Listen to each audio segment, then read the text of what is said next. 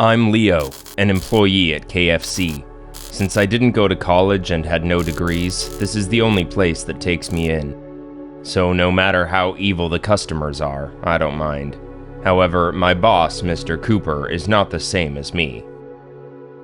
It was a Tuesday night. For your information, the KFC where I'm working is located in a rather remote area, so from 9 p.m., almost no customers come by my place. As I was leisurely preparing food at the back of the stall, a customer suddenly entered. It was a woman around her 30s. She wasn't wearing a mask, and I knew from a glance this is the type of guest who wants to cause trouble, a Karen. Combo number 1, please. She rambled the table and commanded right after arriving at the cashier counter, just as I expected. I, with the effort of being as professional as possible, replied slowly. Sorry, ma'am. The store's policy says that only customers who wear a mask can order the food. As soon as she heard my words, Karen got mad and yelled at me. What do you say? I don't care. Give me combo 1 right now. I wanted to kick her out so bad, but still had to hold my anger and say politely to her, Sorry, ma'am, that's the rule. If I messed up... But before I could finish, she jumped up at the counter like an animal. After that, she kept going back and forth and kicking the machines and anything on the counter with her dirty shoes. So you wanna mess with me? As she said, it seemed like she would rush to me and tear me into pieces. I didn't know what else to do but stepped back, quickly reassured. No, we can't serve customers who are without masks, please. I want to talk to your manager! She yelled before I finished. At that moment, Mr. Cooper came out of nowhere. As he is a pro, he smiled and said, How can I help you, ma'am? She staggered down, pointed at me, and continued to grumble. After Mr. Cooper explained the rules, she stood facing Mr. Cooper and spat in his face. Then she continued to turn towards me and grumble. While I was still shocked, Mr. Cooper walked gently toward the door. He turned the close panel to the outside, locked the door, and lowered the curtains. And then he slowly walked toward Karen. The knife was so sharp that Karen couldn't even scream, her head almost falling off her neck. The blood from the cut sprayed onto my face and into my mouth, fishy and bitter. Then her whole body collapsed. Karen lay in her blood, her whole body tense and a little convulsive. She was still trying to say something, but she just couldn't speak. Mr. Cooper smiled with satisfaction and licked the sharp knife in his hand. What a good chef's knife! I was shaking. I wanted to call the police, but my fingers couldn't start the call. It was Mr. Cooper, and he looked at me, shook his head, and said, Don't call the police. You're an accomplice too. My whole body was shaking, and I felt extremely short of breath. Mr. Cooper said again, Am I not doing a good job for you? And then, Mr. Cooper dragged her body into the kitchen, not forgetting to ask me to clean up before. It took me all night to clean the blood and slime off the floor. That night, when I was in bed, I could not forget the sight of that guest's head rolling around. For the next week, I tried to find a new job, but couldn't get any. Mr. Cooper called several times, but I did not answer the phone. The day to pay the rent came. I had to go back to the KFC in town to earn money for the house rent. Strangely, Mr. Cooper wasn't angry at all. He seemed happy instead when I came back. I'll try to forget that. He doesn't seem to harm me anyway. I started my work. Just as we were about to close, a female customer entered. Gosh, not again. As I thought, this is another Karen. As soon as she got to the door, she grabbed a chicken burger and aggressively said, Where's the manager? This chicken is still raw. After a while of commotion, Mr. Cooper showed up out of nowhere. But this time, he didn't say anything, but went straight to the main door to lock it, and then lowered the curtain. Before she was aware of anything, Mr. Cooper hit her head from behind with an iron rod. One hit, then two, and she fell. One side of the face was crushed. Suddenly, my boss looked up at me and said, "Don't you want to do this?" Then he gave me the rod.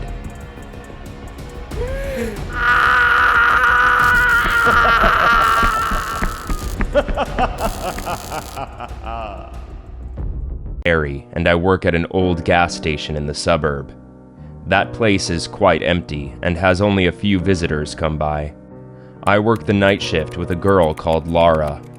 One night I went to work as usual, but that night I witnessed a terrifying incident that I would never forget.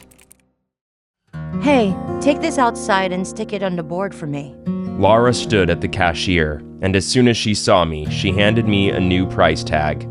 Gasoline price has increased again. Just last week, it was only $2 a gallon. Now it's $5. Laura complained that this old damn gas station had already been solitude enough, and now thanks to the price increase, it will be closed soon. Calm down, it's the same everywhere now, I comforted her. The black SUV stopped at the station. Then a tall man with fierce eyes got out of the car. He was dressed sloppily, looked a little dirty and messy with loose hair, and looked like a tramp. He looked so poor, how could he afford an SUV? That was odd. "Fill up the gas tank," he said, reaching into his pocket to pull out some change. He looked up at the price tag and then at the crumpled bundle of money in his hand, noticing that he didn't have enough money. These coins weren't even enough for a gallon. "Damn it," he growled, and turned back in the car and rummaged around. Then he turned to me again. "Pay you later," he said, and went inside the store. My dream car. I loved the black SUV, wishing I could touch it once, and so I put out my hand. "Hey, what the heck are you doing?" The man shouted with a glaring face and rushed to push me away. "I'm sorry." I bowed my head. At this moment, gasoline in the tank began to overflow, splattering on the ground. I could even smell it. "Sir, you forgot to pay!" I rushed to the front of the car, but the man didn't listen. He still started it. I had no choice but to poke my head inside the car to stop him.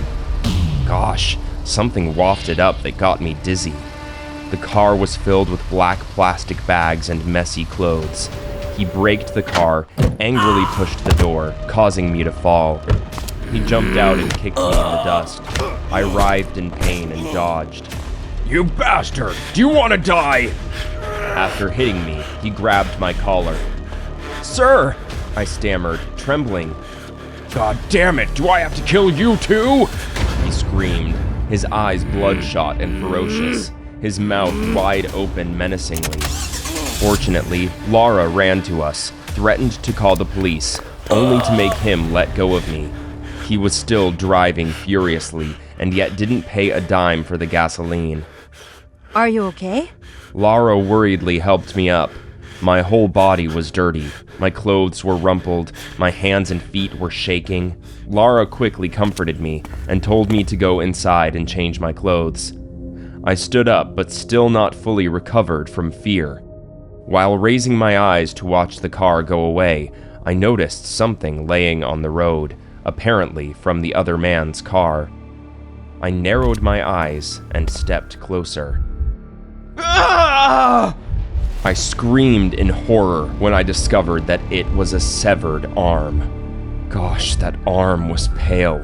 The cut was still bloody with a little white bone. I was so scared that I fell to the ground. Laura heard the scream and ran over, saw the thing on the ground, and threw up right at the place. From the distance came the signal of the car. Thought it was the man coming back. I immediately pulled Laura into the store and tried to lock the door. The car came, slowly stopped outside the gas station. I looked up daringly, peeking through the window. The fierce man from earlier came back. He stopped the car right near the severed arm, got out, looked around, then picked up the hand and put it in the trunk. Then, he suddenly returned to the shop, which made me stiff. Laura hastily pulled me down to hide. I could hear his footsteps approaching.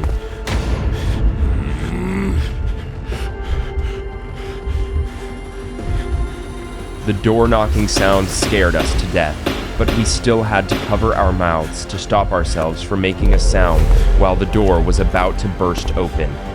"I will find you, gas station bastard!" He growled to threaten us. I heard footsteps, followed by the sound of a car engine fading away.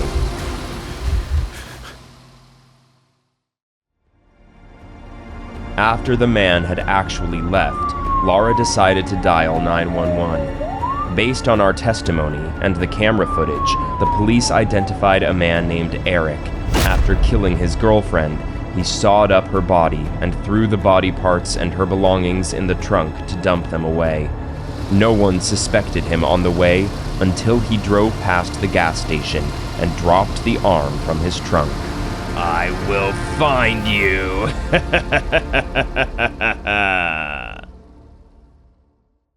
It happened in summer several years ago. That day, I discovered a painting titled Mrs. Night Friend while cleaning Lily's room. It was about Lily and a woman with extremely scary bloodshot eyes looked, surrounded by red, orange, yellow spots that looked like fire. The problem was that I had never heard of any friends from her before. I asked Lily about her new friend right at dinner. Lily happily showed me the picture. I asked her name. Mrs. Knight, look here. She looked over and pointed to the name in the corner of the picture. I asked her about the red eyes. Because they were burned, Mommy. Lily said innocently as she finished her dinner. The answer creeped me out, but I just simply thought that she had a good imagination. So I can meet your friends? I looked at her tenderly. She suddenly froze. Her face turned darkened. She stared at me with her big, beautiful eyes. Do you really want to see her? My heart suddenly pounded, and I nodded slightly. Let me ask her first. She finished her words and left the dining room. Since then, I felt the paranormal things happening in the house. For example, the sound of footsteps walking upstairs, or the crunching from the kitchen. But every time I went to check, I just found nothing.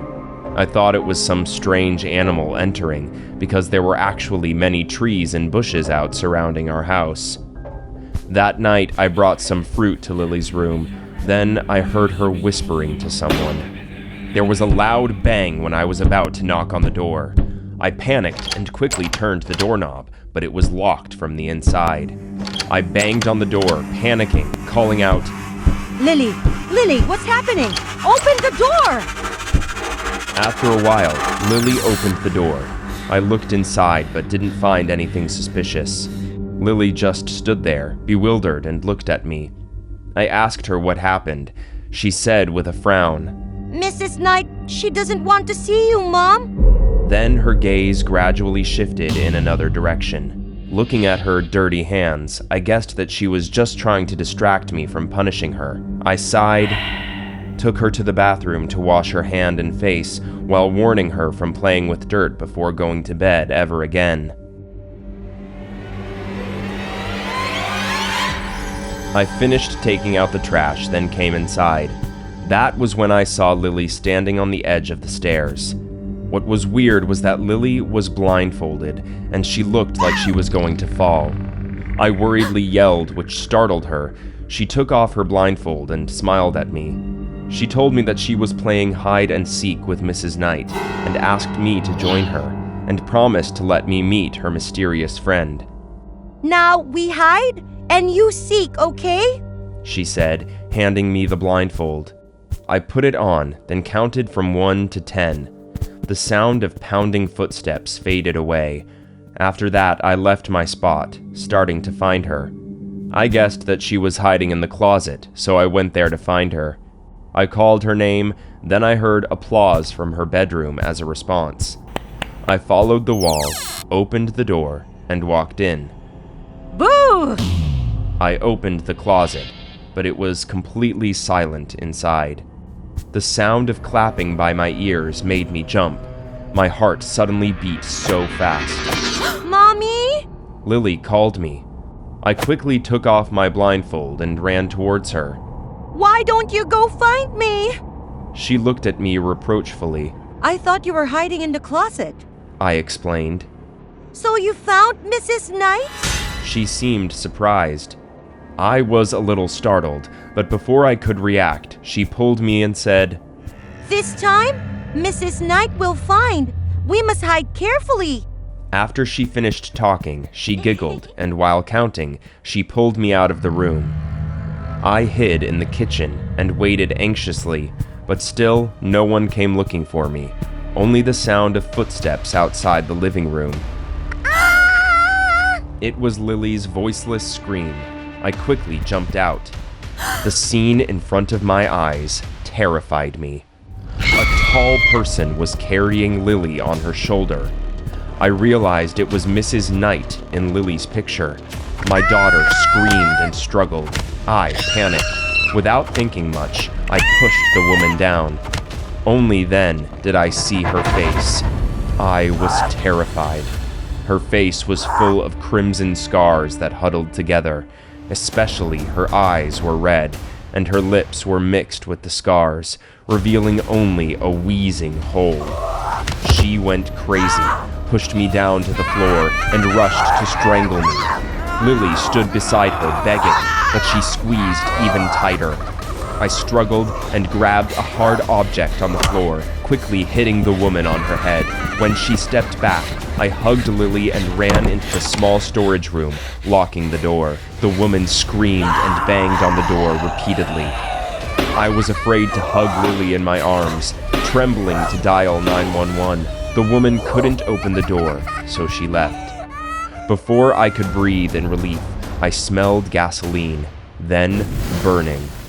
Smoke began to pour in from the outside. Soon the room was filled with smoke. I tried to hug Lily tightly, hoping she wouldn't breathe in the smoke. I could feel myself fading away. At the same time, I heard police sirens outside.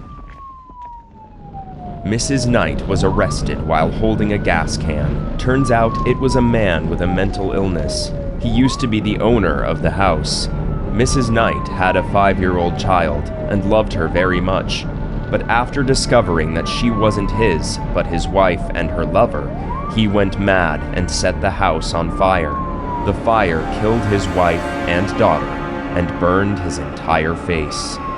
According to the police, he had been living in our house for a month. I shuddered to discover that it was around the time when we moved in.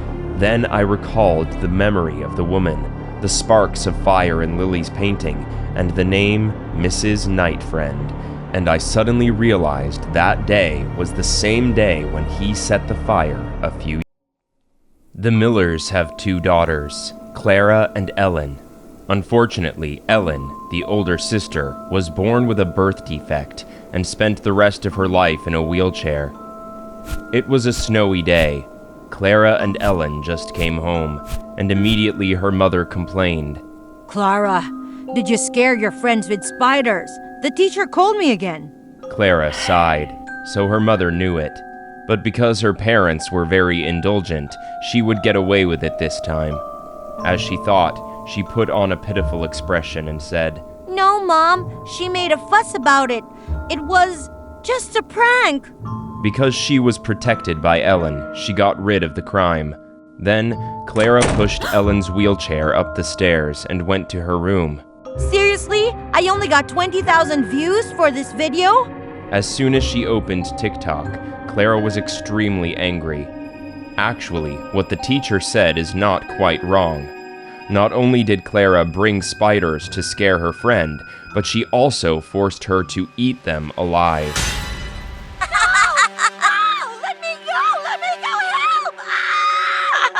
Clara responded with a shrill laugh. No one dares to save you. While struggling to find a new way to increase the view, she suddenly heard her mom calling for dinner. Clara just turned around and was startled because Ellen had been waiting for her at the door since. As soon as she saw Clara, Ellen quickly turned away. At that moment, Clara had a crazy idea. Ellen's leg wouldn't feel anything anyway, Clara thought. Then she hurriedly called down. Mom, we're coming! While setting the phone to recording mode, Clara slowly pushed down Ellen's wheelchair. She only went half of her way when the chair suddenly shook and Ellen fell down the stairs. Ellen! Ellen, no! Clara screamed, but she couldn't hold her sister in time. As soon as she heard the noise, Mrs. Miller rushed out of the kitchen, and witnessing this scene, she was stunned. Ellen collapsed at the bottom of the stairs, and due to the fall from above, the joint of her leg was broken and twisted backward. Even the wrist was no longer in its original joint shape. Ellen lost consciousness, and Mrs. Miller quickly dialed 911. No one noticed Miller's eerie smile as she pressed the save video button. 2 weeks later, Ellen had to stay at home. Since that video, Clara's TikTok view has significantly increased. Some praised, some criticized, but in the end, they all just considered it an incident. Recently, Clara had run out of ideas. She came back to a lot of things: music, punk rock fashion, and videos forcing her friends to eat worms. But nothing seemed to attract as many views as the scene where Ellen falls down the stairs. So Clara decided to make another video with Ellen, but this time she would be more creative. On a cold February evening, when the Millers were asleep and Ellen climbed onto a bed by herself, the house sank into the stillness of sleep. But there was one person who hadn't slept, and that was Clara. She was in the kitchen and streaming on TikTok. Okay, guys, this is all we need. Clara took out a sharp knife from the kitchen. Then she headed straight to the second-floor bedroom where Ellen was sleeping. Clara stroked her sister's serene face, curious about this face in a few more minutes. Let's do this! Clara looked into the camera and then slowly raised the sharp knife. With one hand, she pressed the rag to her sister's mouth and held it tight. With the other hand, she stabbed her sister with a strong, decisive blow to her stomach. Ellen woke up in a panic. Before she could understand what was going on, the next slash continued to fall, and then another to another slash. Ellen's pain was in her bones. She tried to struggle, but couldn't get rid of it. All Ellen could do was to let out a hum. Shh, don't spoil the evening. As soon as she finished speaking, Clara stabbed the knife straight into Ellen's neck. Blood spurted from it, splashing all over her face and clothes. God, Clara didn't think things would get this messy. She quickly covered the pillow over the face and neck of Ellen, who was now struggling on the bed. However, the layer of blood quickly soaked the pillow. It felt like enough now. Clara ended the stream, then quietly went outside the house and called 911. Clara Miller, 14, was arrested at the scene. The murder happened while the Millers were sleeping, and no one knew about it. Due to blood loss, the victim did not survive and officially died at 4 a.m. today. A video is becoming viral on TikTok, believed to be the video the murderer shot right after stabbing her sister to... I stabbed my sister. I stabbed my sister. I stabbed my sister. I stabbed my sister. I stabbed my sister.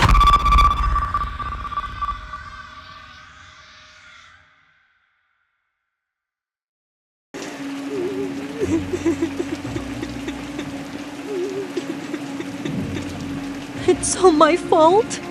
I shouldn't have let you make that stupid video. Ryan, please forgive me. No, are you crazy? Maddie knew Ryan always came up with bizarre ideas, but she never thought it would go this far. Come on, Maddie, let's make that video together. Mr. Beast did it too, and look how many views he got. 150 million! While saying that, Ryan pointed at the screen. Maddie didn't know what to say because she was pretty convinced. Ryan and Maddie are best friends. After finishing high school, they dropped out of college to do YouTube together. Ryan, who has a good look, is the one who would love to be on the screen. However, Maddie is the content creator and also his manager. Maddie sighed, feeling she was about to lose this argument. Suppose I say yes. Then where do we shoot? Ryan got so happy hearing that. I know the place. My buddy, please say yes. And his look made her fall completely. Okay, then let's make a plan. Ryan was overjoyed. He said cheerfully, As long as there are no spiders, I'll be fine.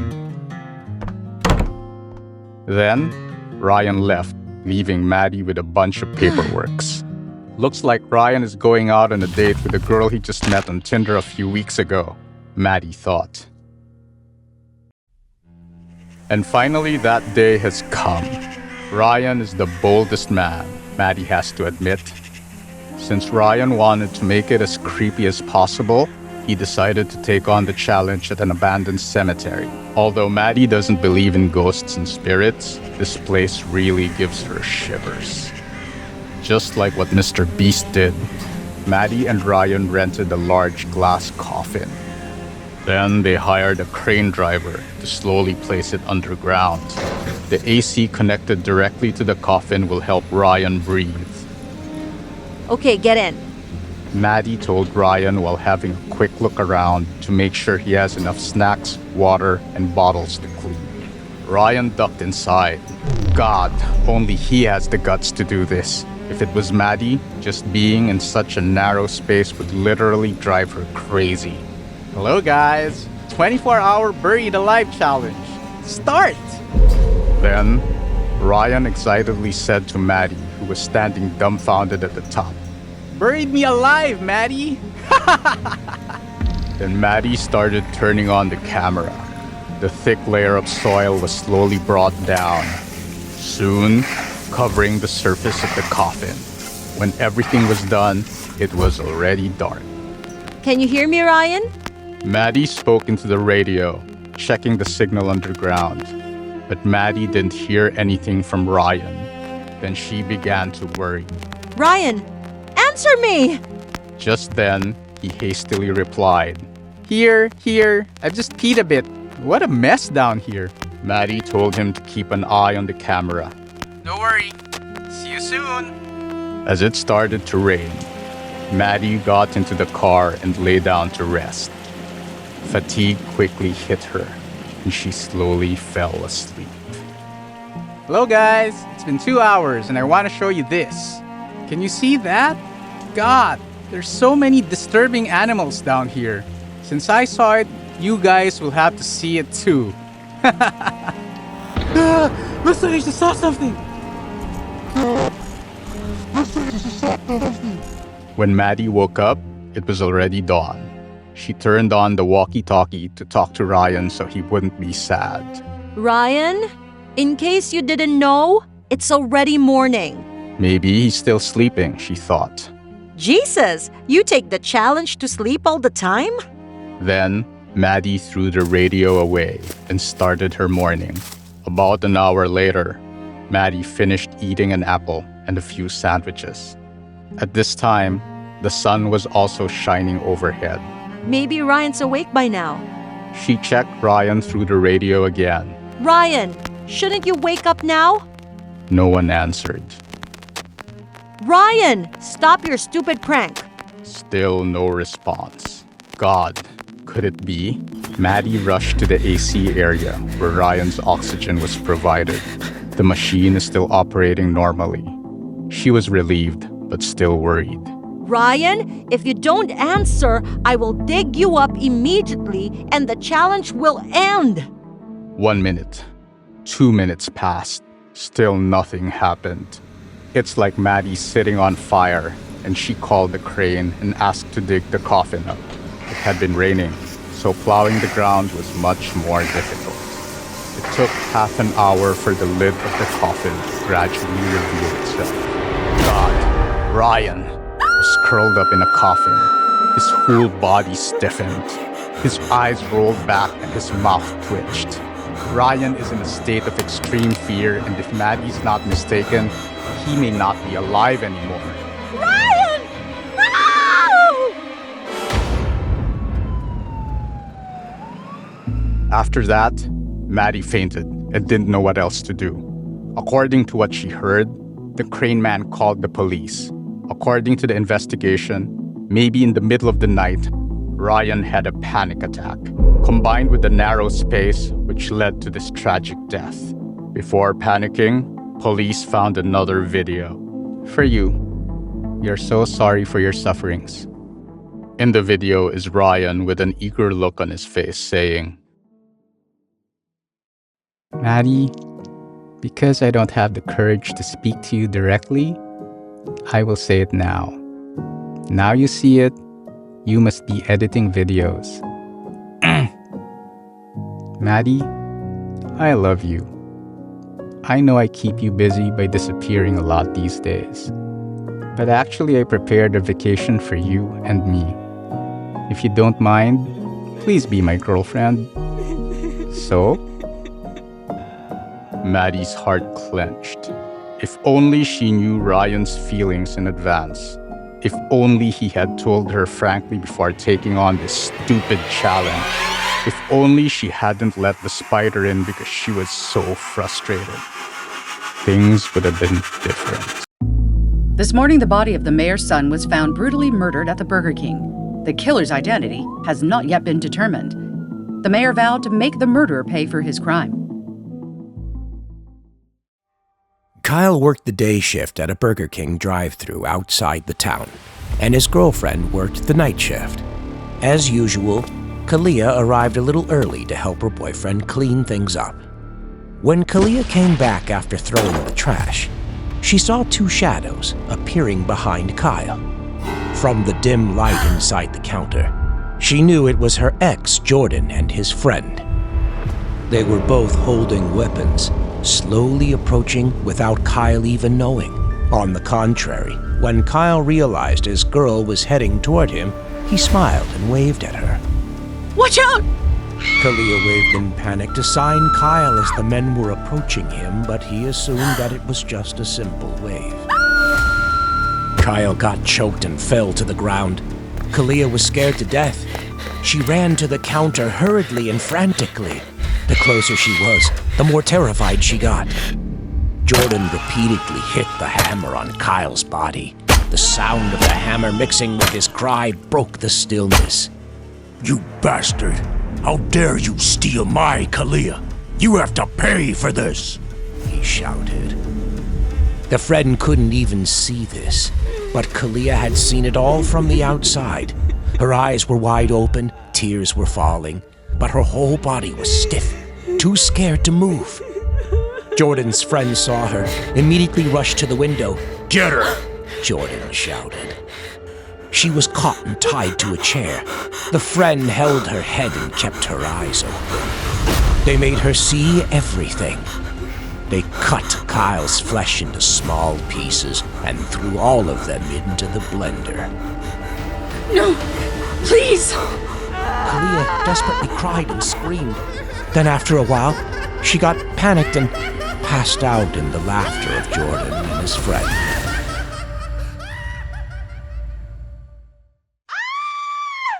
Kalia woke up from the nightmare. She was choked in the pain caused by the horrifying memory.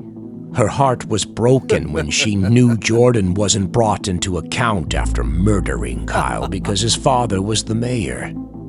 Pain and resentment turned into hatred, and Kalia decided to avenge Kyle.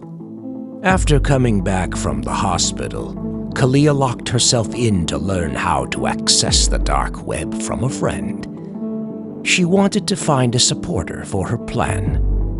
Her whole body trembled when she saw a video titled "Meat for the Kings" appeared on the screen, showing Jordan eating Kyle's meat in a bun. Her heart broke into pieces once again. She has to kill that monster. Then she finally found someone to help. It was a site named Vengeance Spirits.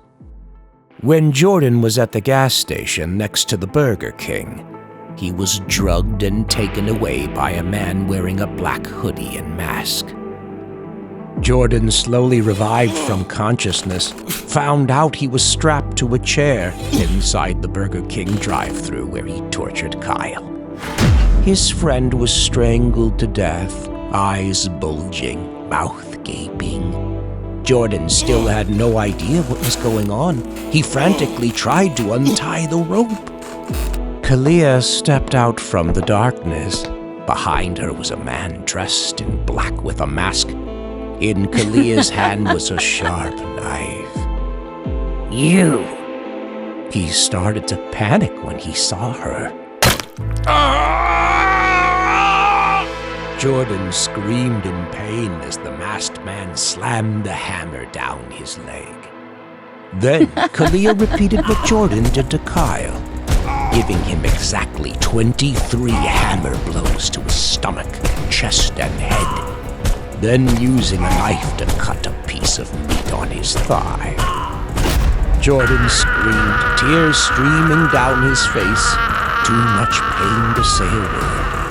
Kalia brought the bun containing the thigh meat and stuffed it into his throat. Meat for the kings. Kalia laughed creepily. Jordan's mouth was stuffed with the burger, and there was only a faint humming from his throat. The whole process was filmed by the masked man, as Kalia requested.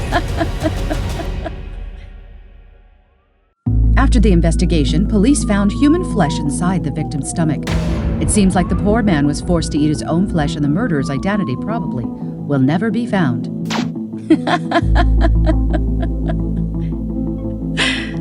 In front of the TV, Kalia laughed like crazy. She took a bite from the burger with red meat. Yuck. She spat it out and threw the burger to the ground.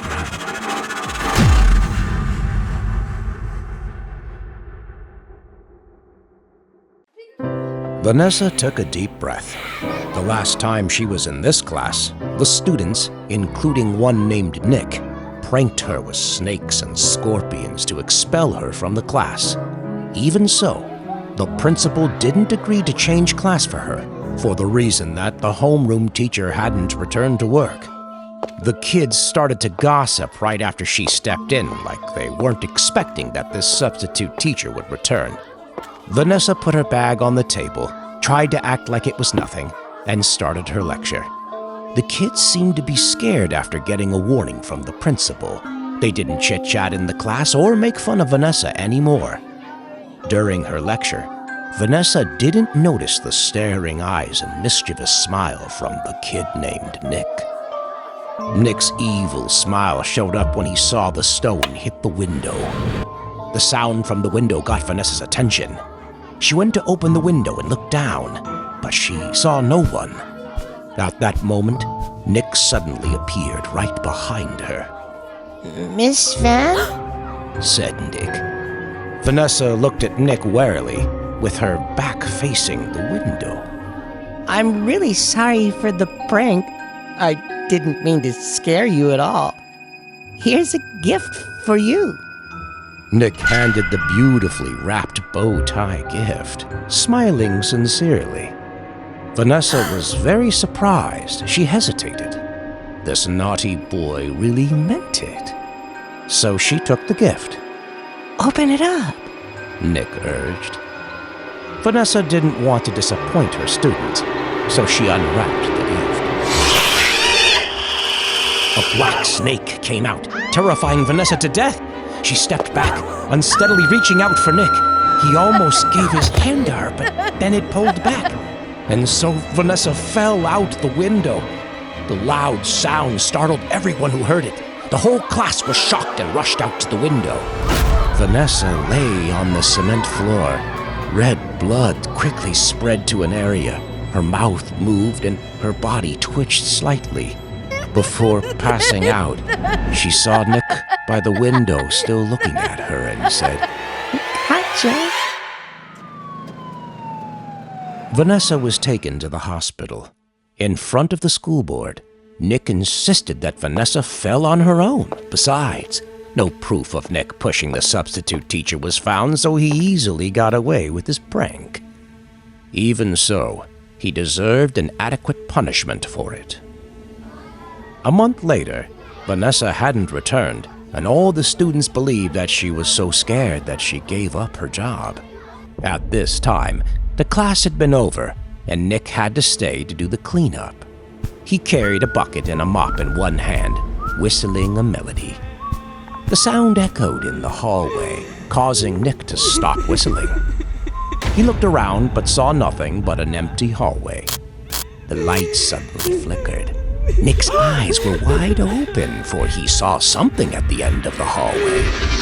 It was a person with a high heel on one foot, bare foot on the other, wearing blood-stained white clothes. The person's head was down with loose and long hair. That person had the same outfit as Vanessa. The light turned off and on again. That person disappeared. Nick rubbed his eyes frantically, but still, he only saw an empty hallway. It's impossible. She's still in the hospital. Nick confronted himself as he kept walking. Laughter echoed through the air, startling Nick.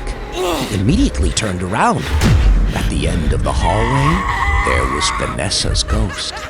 This time, Nick could see her face clearly, blood pouring from her eyes and mouth, falling onto her skirt, staining her white shirt.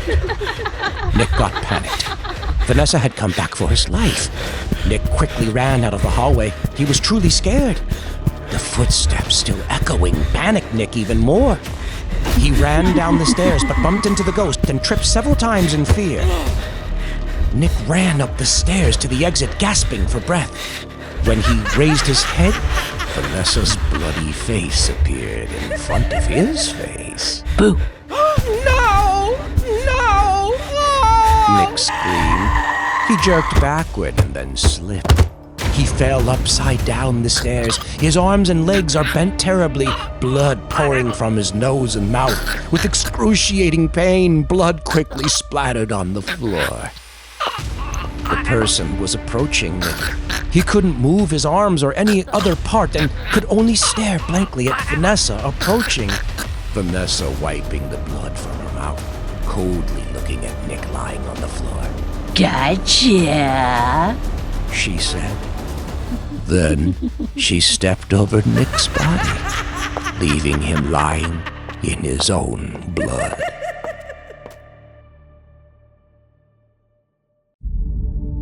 While I was at the Disneyland entrance waiting for my shift, I saw Bruno, the coworker who just left from the previous shift. He showed me a trending video of Mickey Mouse. "It is said anyone who sees this video will be cursed," Bruno said. Why did people want to self-harm after watching it? I was pretty sure it was just a made-up story from Creepypasta. It was the message from the manager. He assigned me to clean up at Toontown, specifically Mickey's basement. I said goodbye to Bruno and headed straight to Mickey's house. My job was cleaning all of Mickey's basement, including 2 men's and women's restrooms, a small gym and break room. Since there was no one here, the place became creepier than usual. I started my night shift by cleaning the men's bathroom floor. Jesus, these footprints won't go away. I pushed it harder and harder. After a while, those footprints finally faded. It's strange, what were the children playing with to be so dirty? But when I looked closer, they appeared to be too large to be a child's footprint. I continued my shift and headed to the women's restroom. To make the work less boring, I was cleaning the house while humming a melody. A few minutes passed and suddenly I heard a strange noise. Looked like it came from the men's restroom. I stopped and listened carefully, but it fell silent again. Jesus, I must have gotten paranoid from watching that Mickey video. After that, I quickly moved my stuff to the gym to clean up, and I heard that strange sound, but this time, it came from the women's restroom. So I called out, "Hello? Is anyone here?" Strangely enough, the sound didn't stop but became louder and louder. My heart beat faster with each step. As soon as I felt that person was about to burst into the room, the footsteps became quieter. What caught my eye was the toolbox in the middle of the floor. Oh, was the box here just now? While thinking, I pulled the crate towards the corner of the room. As I was at the door to take a look around, I suddenly felt a chill on my back. I turned, and immediately my whole body froze. Someone just passed me. From this angle, I could only see the back, but this person seemed to be wearing a Mickey mascot. Is it staff? I called out, Hey, who's that?" But that person still staggered forward. Could it be the front shift worker? I asked again, "Bruno, is that you?" This time I got a response. "Yeah, I forgot something," he said as Mickey's shadow disappeared at the end of the corridor. About half an hour later, I finished cleaning the restroom and was ready to leave. When passing the men's restroom, I suddenly saw that the toolbox dragged to the middle of the room again. How strange. Bruno? You still here?" But no one answered. I looked at the time. It was 3 a.m., 2 more hours until the shift's end. I didn't want to be caught by camera, so I went to a room in the restroom to sleep a bit. Time passed by. As I was leaning on the toilet and dozing off to sleep, I suddenly heard a soft sound. The noise came from the next room. Jesus, I forgot to check the other rooms, I thought as I slowly bent to peer into the next room. Oh my god, there were feet. They're crazily big in size. While I was standing still, those feet slowly turned towards me. Something wet fell on my head. I looked up and froze. That was the head of Mickey's mascot. His eyes stared right straight at me. Gosh, you scared me to death. You still forget something? As soon as I stopped, the Mickey mascot made a high-pitched laugh. "I forgot this thing!" he said, and slowly raised a sharp knife, tinged with a bright red, like the color of blood. Suddenly, Mickey's head dropped. I rushed out of the bathroom and rushed to the door. God, the door was locked. I twisted like crazy, but couldn't open the door. With no other choice, I returned to the crate in the corner of the room. At this moment, suddenly the door from the next room opened, and a man in the Mickey suit stepped out, knife in his hand, walking slowly towards me. "I have to hurry, I mumbled as I kept looking for something to open the door. Mickey was still laughing like crazy and rushed to me like lightning. Behind me was the wall, so I had nowhere else to hide. He slowly raised his knife and prepared to swing it down. Fortunately, if it weren't for the toolbox, I would probably have died at his hands. As soon as I saw the axe, I quickly grabbed it and rushed to the door. Once, twice, 3 times. Finally, the door opened. I closed it just as the madman got out. I quickly blocked the door with the axe and left that goddamn Mickey basement behind to run to the police station. When the police arrived, the room was all empty. No trace of the Mickey mascot was found at the scene, and strangely enough, they couldn't get in touch with Bruno or even the manager who assigned me to clean in this shift.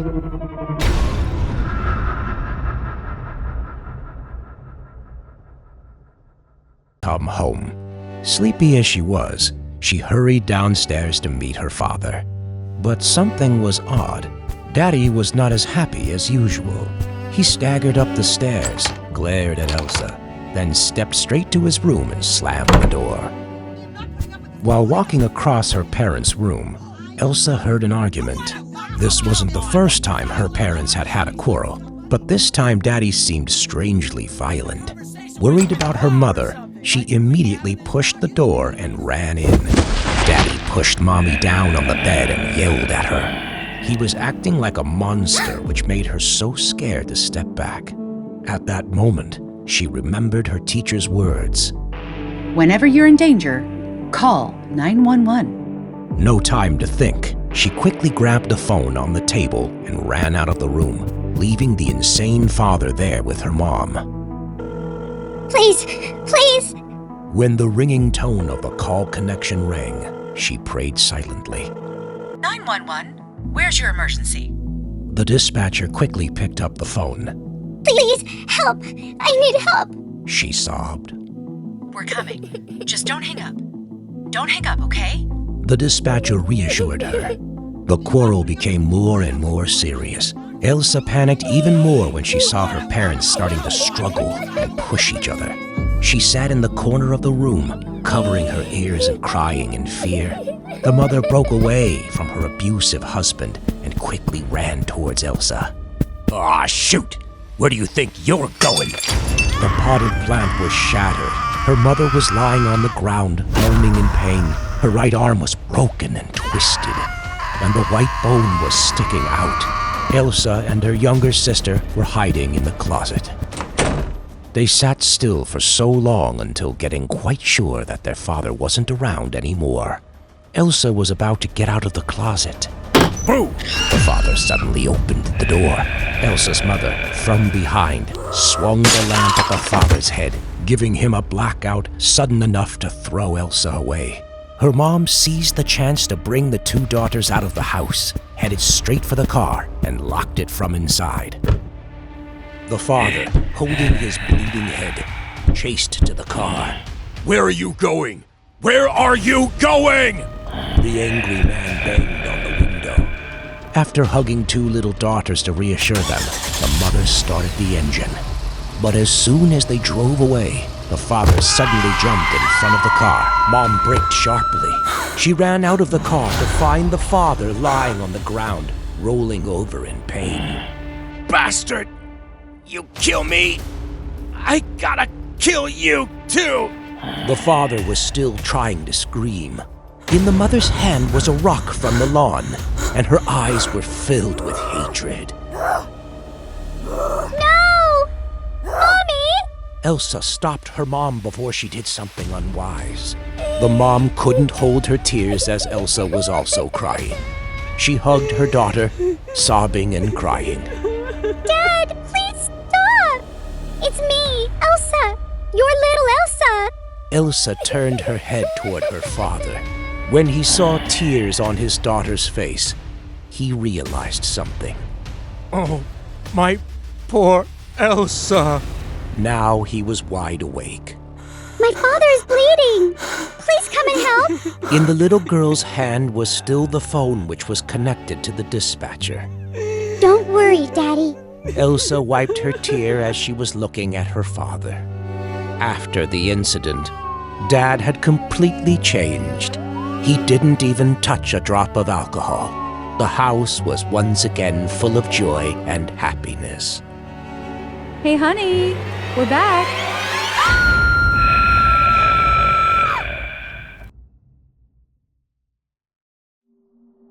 Finally, I found my first job as a shift employee at Taco Bell.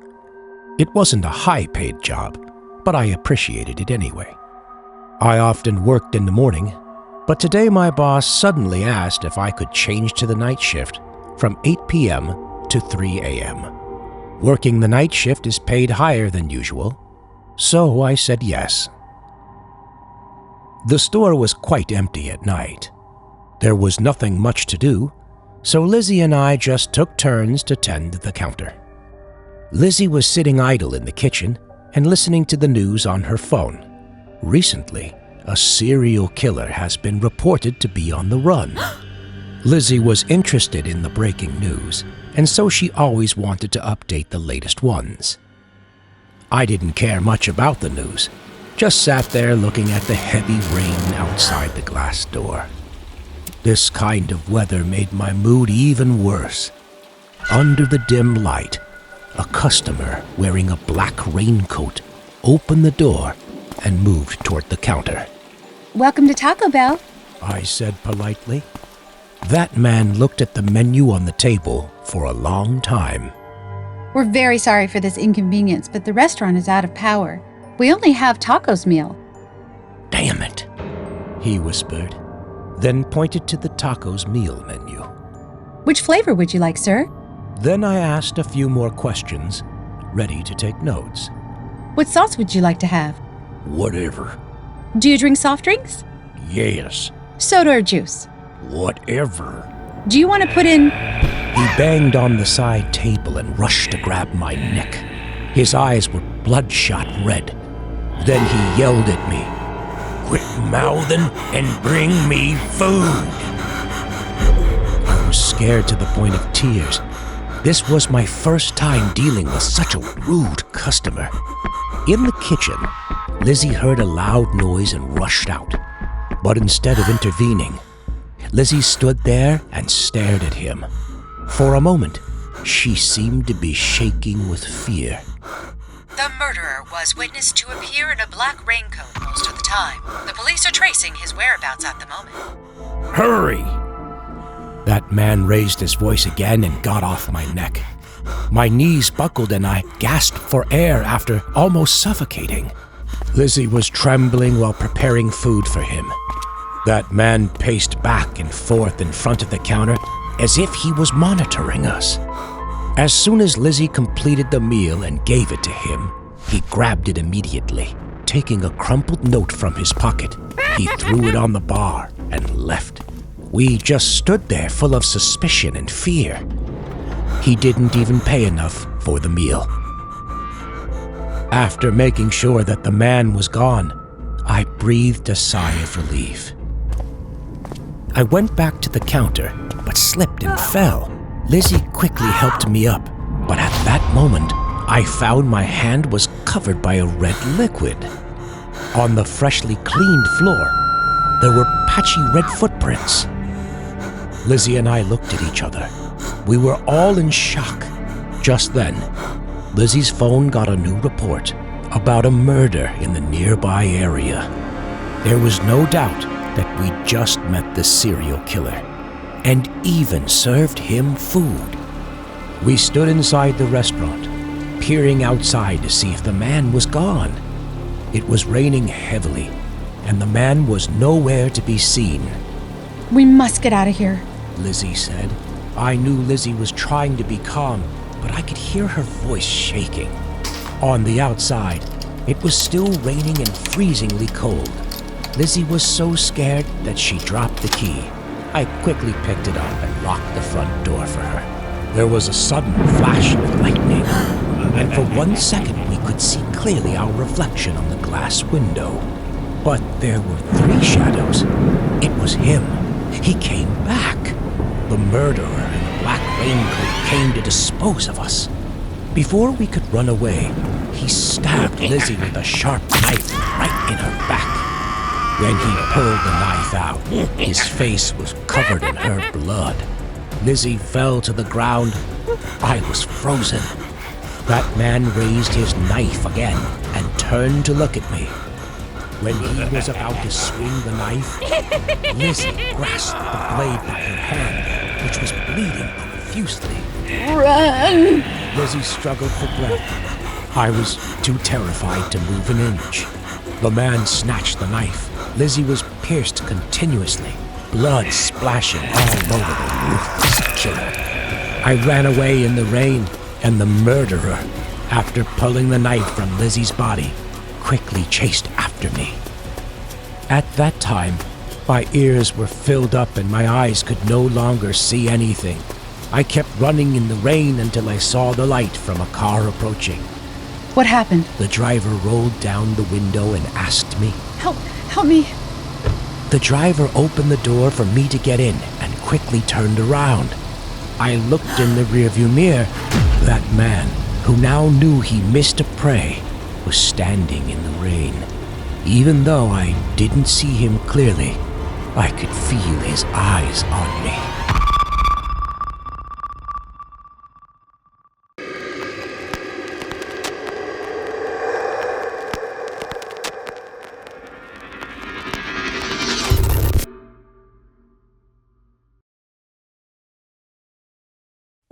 It took me a couple of weeks to find affordable accommodation. It was the Celine Hotel, with a pretty cheap rental rate, even being located in the center of downtown Los Angeles. So, I booked a room without hesitation. Sharing a room with me was a girl from Canada named Sharon. Sharon was quite weird.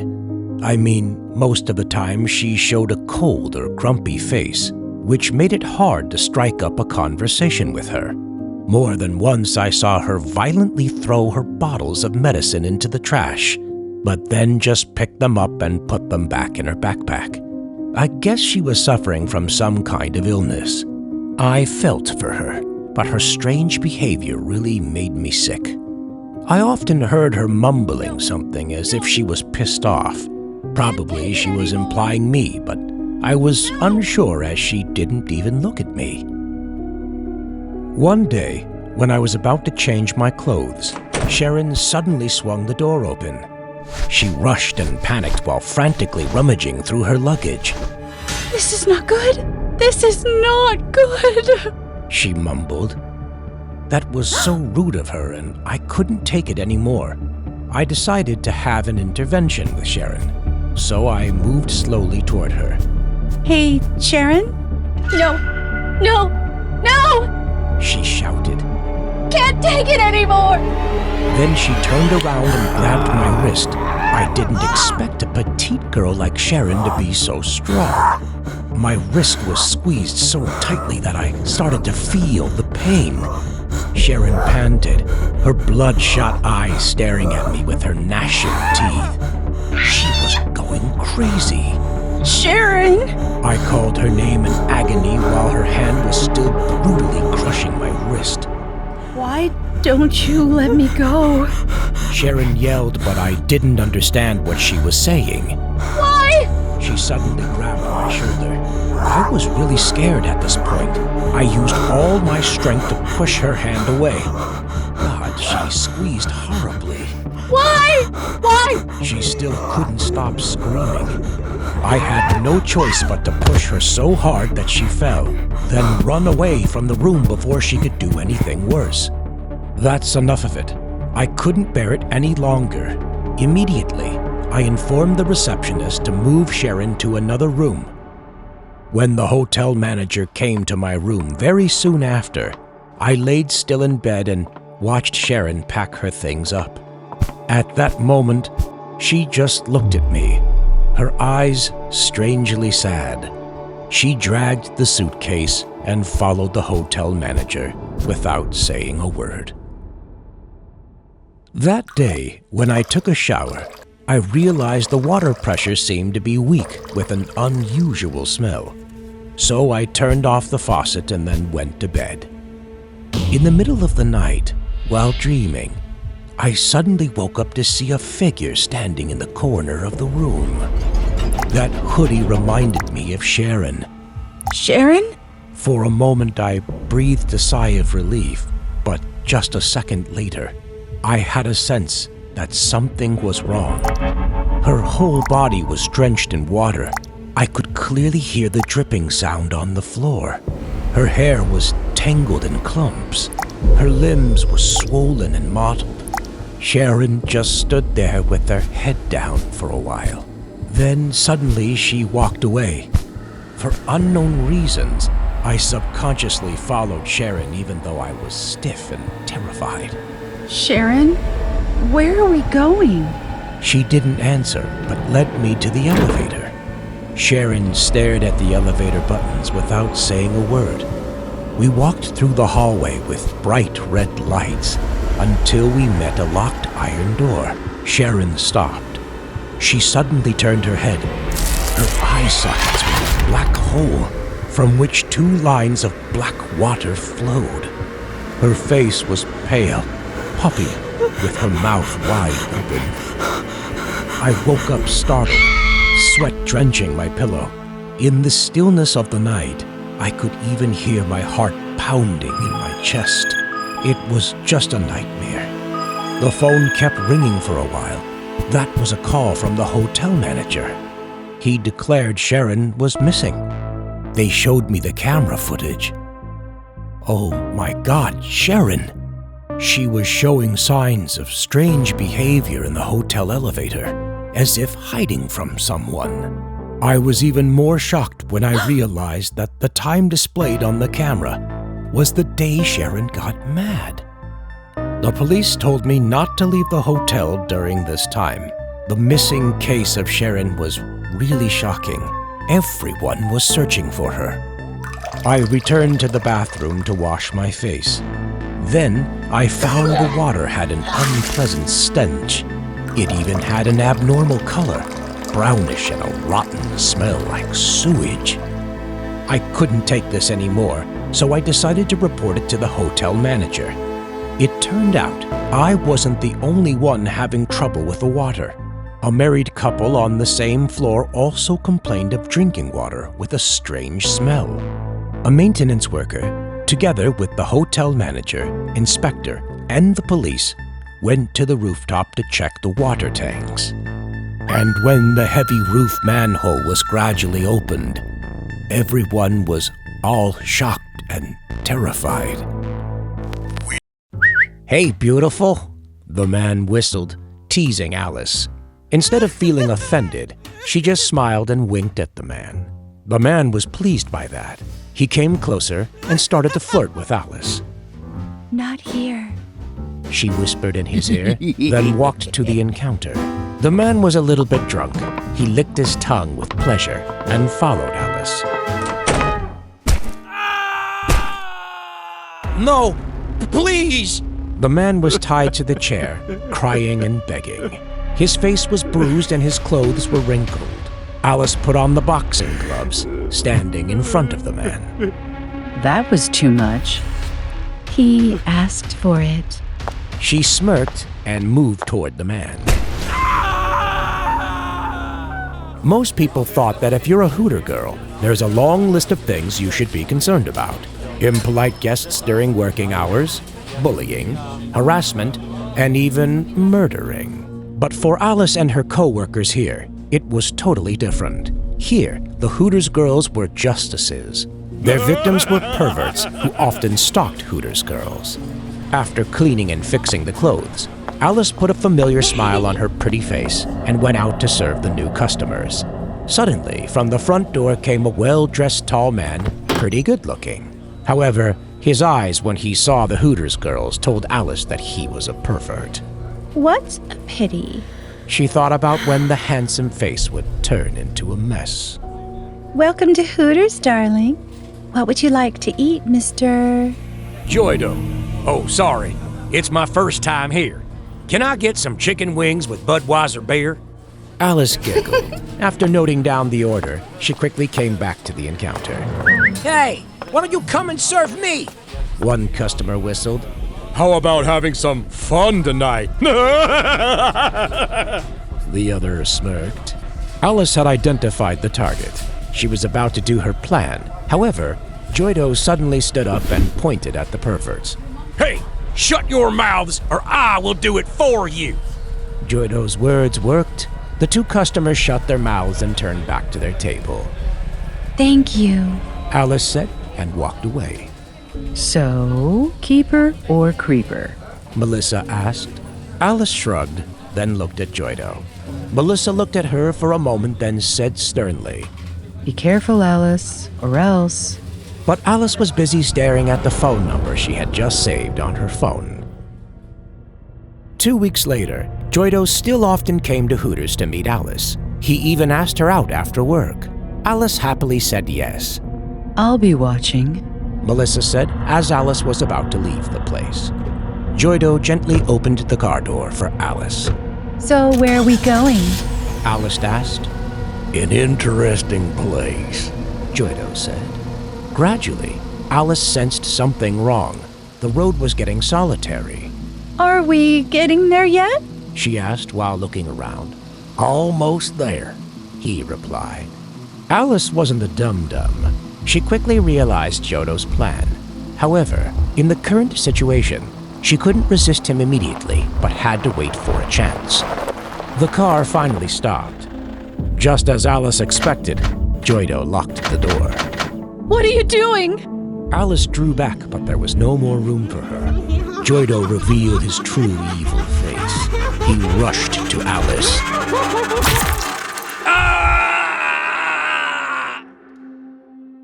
Joido finally regained consciousness. There was only darkness embracing him. He was tied to the chair with his mouth covered by tape. Surrounding him was a wet and dark room with cold rock walls. There was only one bulb in the middle of the room, and when he could see things better, he totally freaked out. Tied in front of him were the two customers who teased Alice previously, and they all freaked out. Don't you relate? Becoming a prey in your own hunting game. Alice smirked. Joido wasn't expecting his meticulous plan was detected by Alice. He despised and hated the Hooters girls. He had made a perfect plan to trap Alice, but he didn't know that she knew it all. Alice, this is a mistake. His voice was shaking. Alice smirked. There was no way she would believe his words. She put on her boxing gloves and slowly moved towards him. Joido screamed in pain after a punch to his face.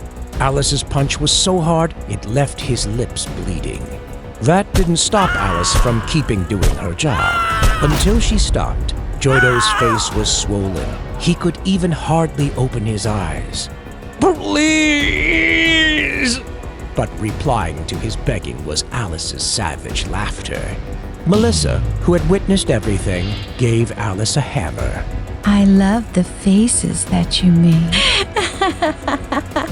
Alice whispered to Joido's ear, at the same time raising the hammer.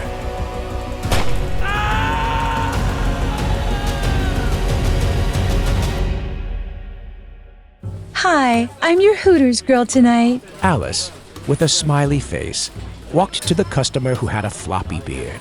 The customer put his arm around her shoulders without hesitation. Hi, darling.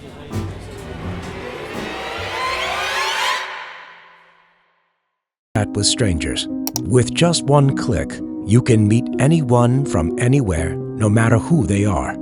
But eventually, those ordinary video calls lost their charm. So I made a new prank. Voila! I put the makeup on with a little blood, some bruises, and weird costumes, then sat in front of the laptop and waited.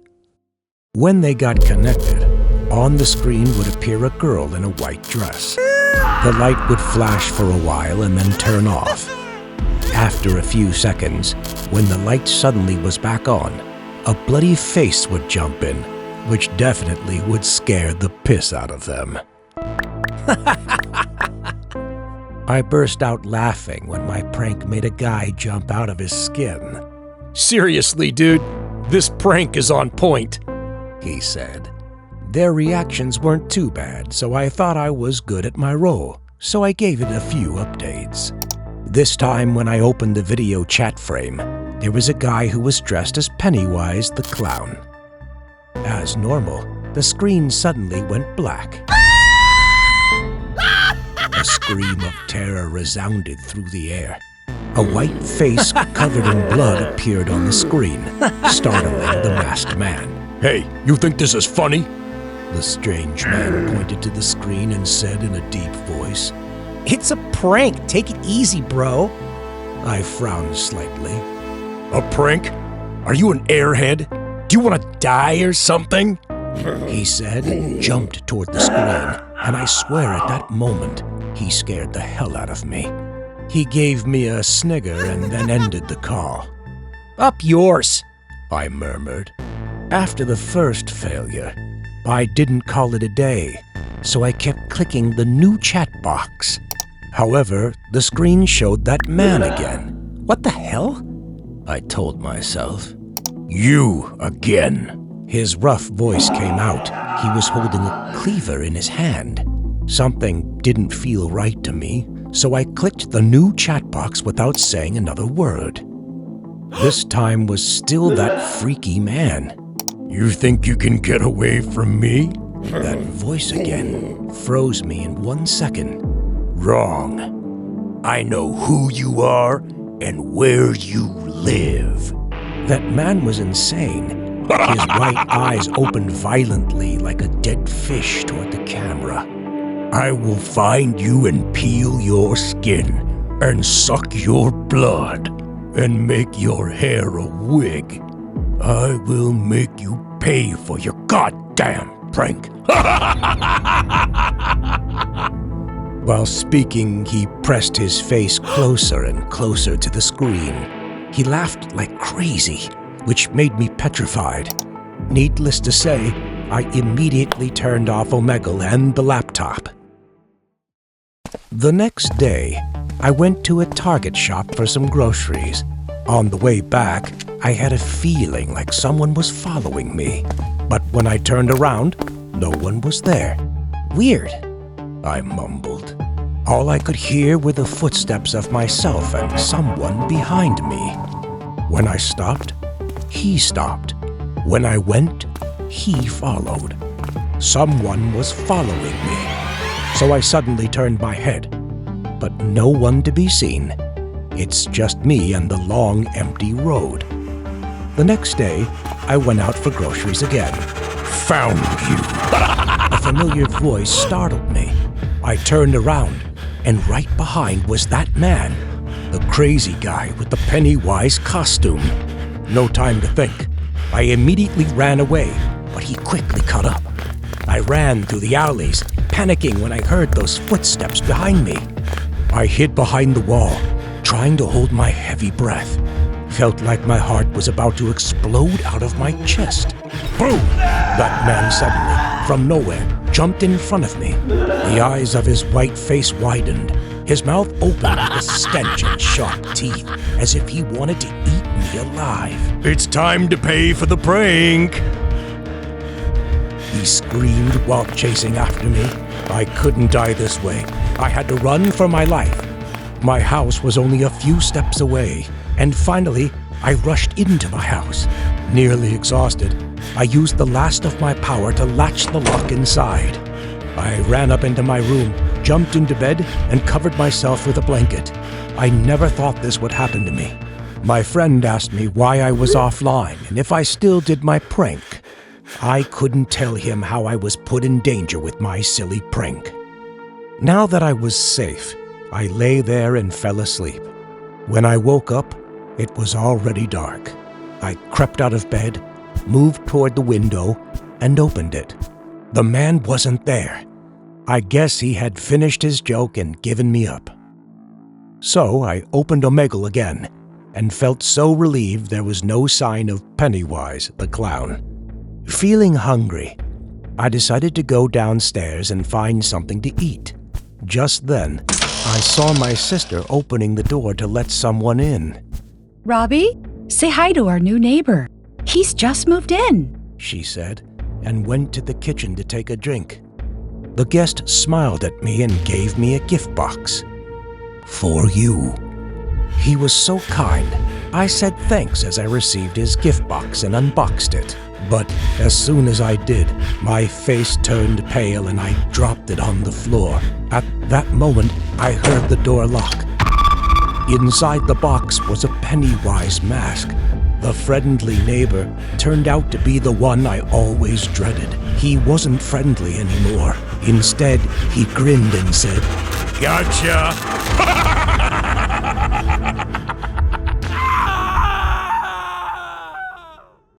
And she didn't have a raincoat either. If the rain hadn't stopped, maybe she would have to stay overnight at the store. But she didn't like that at all, because there was a rumor that this store was haunted. Don't clean the dining room table at 12 o'clock because you might see them. Baron, a day shift employee, warned Jade so. Them? The kids, Jade. Don't you know? Baron shook his head. 10 years ago, there was a serial murder here, but the killer was never identified. The victims were 5 children. They were dismembered and stuffed in 5 mascots. From then on, their ghosts haunted this restaurant. When the clock pointed to 12, they would appear, started singing, dancing, even breaking furniture. the corpse stuffed into Charles' mascot is the most mischievous and evil, Baron suddenly emphasized, which gave Jade a sudden goosebump. However, she signed in the contract for the night shift work, so she couldn't break it. As long as I don't get there at 12 o'clock, I'll be fine. But things were out of her expectation. Now it was raining heavily and she was stuck at the restaurant. The worst thing was the weak electrical system here, which made it even more gloomy. She tried to get the story Baron had told that morning out of her mind. The silence inside gave her a minor goosebump. Taking a deep breath, Jade took the mop to the dining table. The strange noise from the stage startled Jade, but when she turned around, there was nothing but 5 animatronics standing motionless on stage. Jade continued to pile chairs on the table. The hum that echoed through the air made Jade shiver. It was the song Out of This World that the animatronics band always performed. Jade looked at the animatronics on stage and assumed they were faulty, so she decided to check them. Jade slowly moved towards Charles the mouse. It stood there motionless with a smile while the humming still resounded. Rock control to all my friends. Charles suddenly bellowed out a loud, raspy sound like it was faulty. Its whole body began to convulse with the arms flailing wildly. Its mouth moved, and its eyes blinked rapidly, and the verse it was singing kept repeating, over and over, growing louder and louder. Jade had to cover her ears because of the strange squealing. She panicked and staggered out of the dining table. Jade sat at the counter. She was panting, and her limbs were still shaking from the unexpected encounter. The restaurant was really haunted. She took out her phone and texted her manager to ask for a shift change. But it was almost midnight. He was probably sleeping. On the outside, it was still pouring down, but Jade decided to leave. She quickly put all her things in the backpack. Jade sped up. The more panicked she got, the more quickly she did. She no longer had the courage to go check the electrical system, just using the flashlight on her cell phone to shine the way. After getting out of the counter, she found large footprints on the floor. Its color resembles blood. Those footprints extend from the dining table to the cashier counter. Jade was so scared that her legs were shaking, and she stepped back. Her back just hit something. She slowly rolled her eyes up. Mouse Charles's head gradually appeared from the darkness. It was smiling, and from there, a few drops of liquid splashed on Jade's face. She raised her hands to touch the liquid. Oh my God, that was blood! Jade screamed in fear. She tried to run out of the damn restaurant as fast as she could. The truck was approaching when Jade rushed across the road. The driver couldn't brake in time and crashed into her. Jade was lying under the front of the car, her head and face all crushed, her bones and joints broken. Blood gushed out from her mouth, mixing with the torrential rain. The driver called an ambulance while Jade was dying in pain. Inside the dark corner of the store, Baron and mascot Charles is dazed, his limbs shaking with fear. He just wanted to have a little praying. It's been so long since I felt this good. From my neighborhood.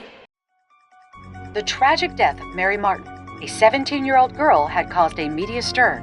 The murderer has yet to be identified. Police are continuing their investigation into... Max turned off the TV and wiped off the tears on his cheeks. His limbs were still shaking. It was an email from Dr. Finn, which included the address of his clinic.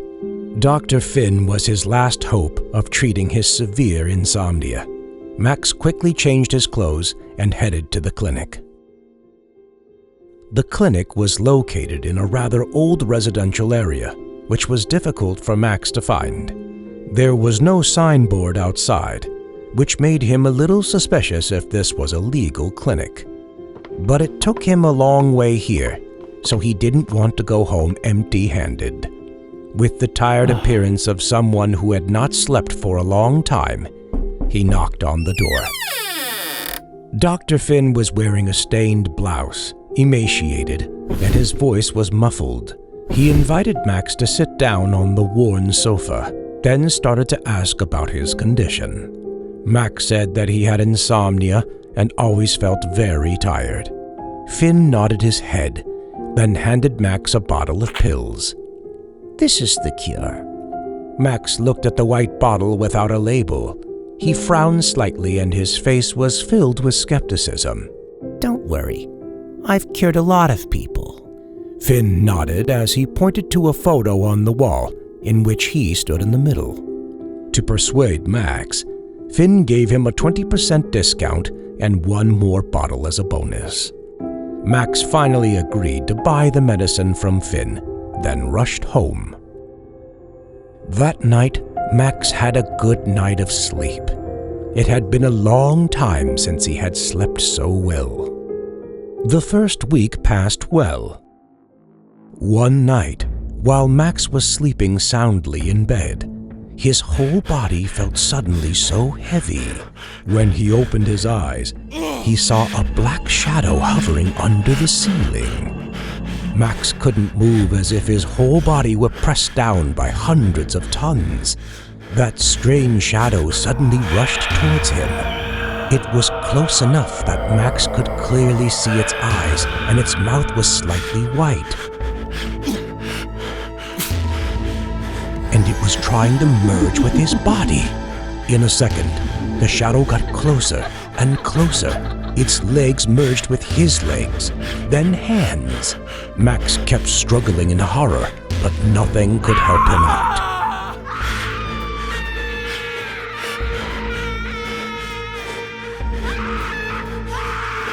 The shadow's mouth opened, and there came a high-pitched scream. Startled out of his sleep, he tried to control his breathing, sweat already drenching his body. His limbs were finally able to move again. He must get away from this horrible darkness, but had no strength left. Police are revealing more clues around the murder of Mary Martin. They are currently locating the suspect and increasing monitoring around the... Max turned off the TV. Max was exhausted. He looked pale and visibly thinner.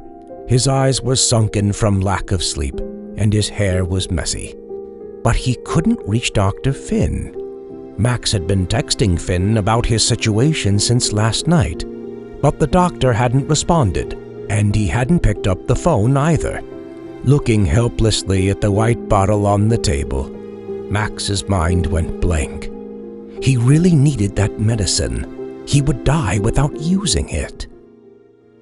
The next night, he had sleep paralysis again. This time it was even much worse than before.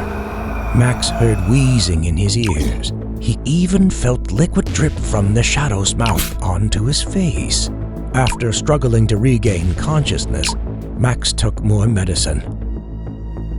While he was drifting off to sleep, he felt his whole body stiffen again.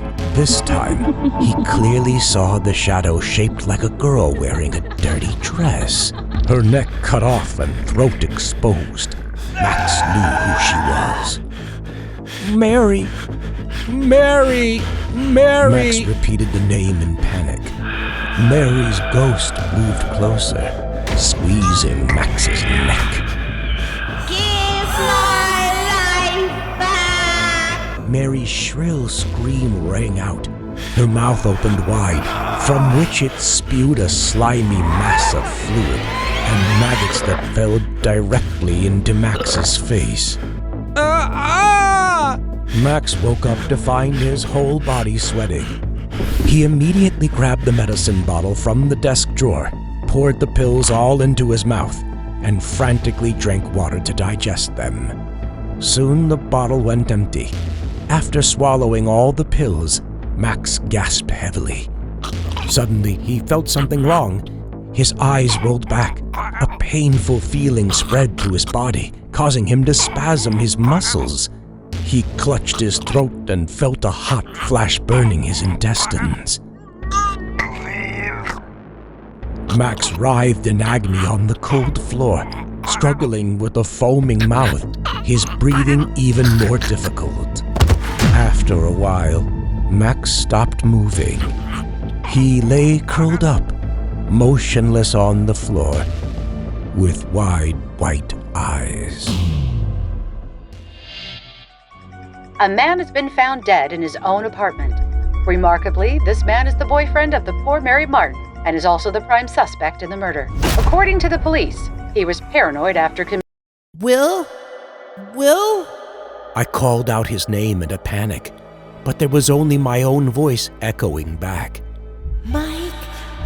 Suddenly, a soft voice startled me. I immediately turned around, but nothing, only the dilapidated hallway. An intense search was conducted to find Will, but all efforts were in vain. They confirmed Will had died, based on the blood-stained clothes found at the abandoned Letchworth Hospital. But I held the belief that he was still alive. Will used to tell me about another dimension, and perhaps he was just lost in it. So I decided to go back to that hospital with Dustin and Lucas. We had to find our friend. Don't go back there! Lucas said. Right! Dustin agreed. Will is there, cold and lonely. Don't you want to find him? Fine, I'll do it by myself, I said and turned off the radio. Ever since Will was missing, they both behaved so strangely, like they didn't even care if Will was alive or dead. On the floor was a pile of rubble. On both sides of the wall were long streaks of blood and scribbled words.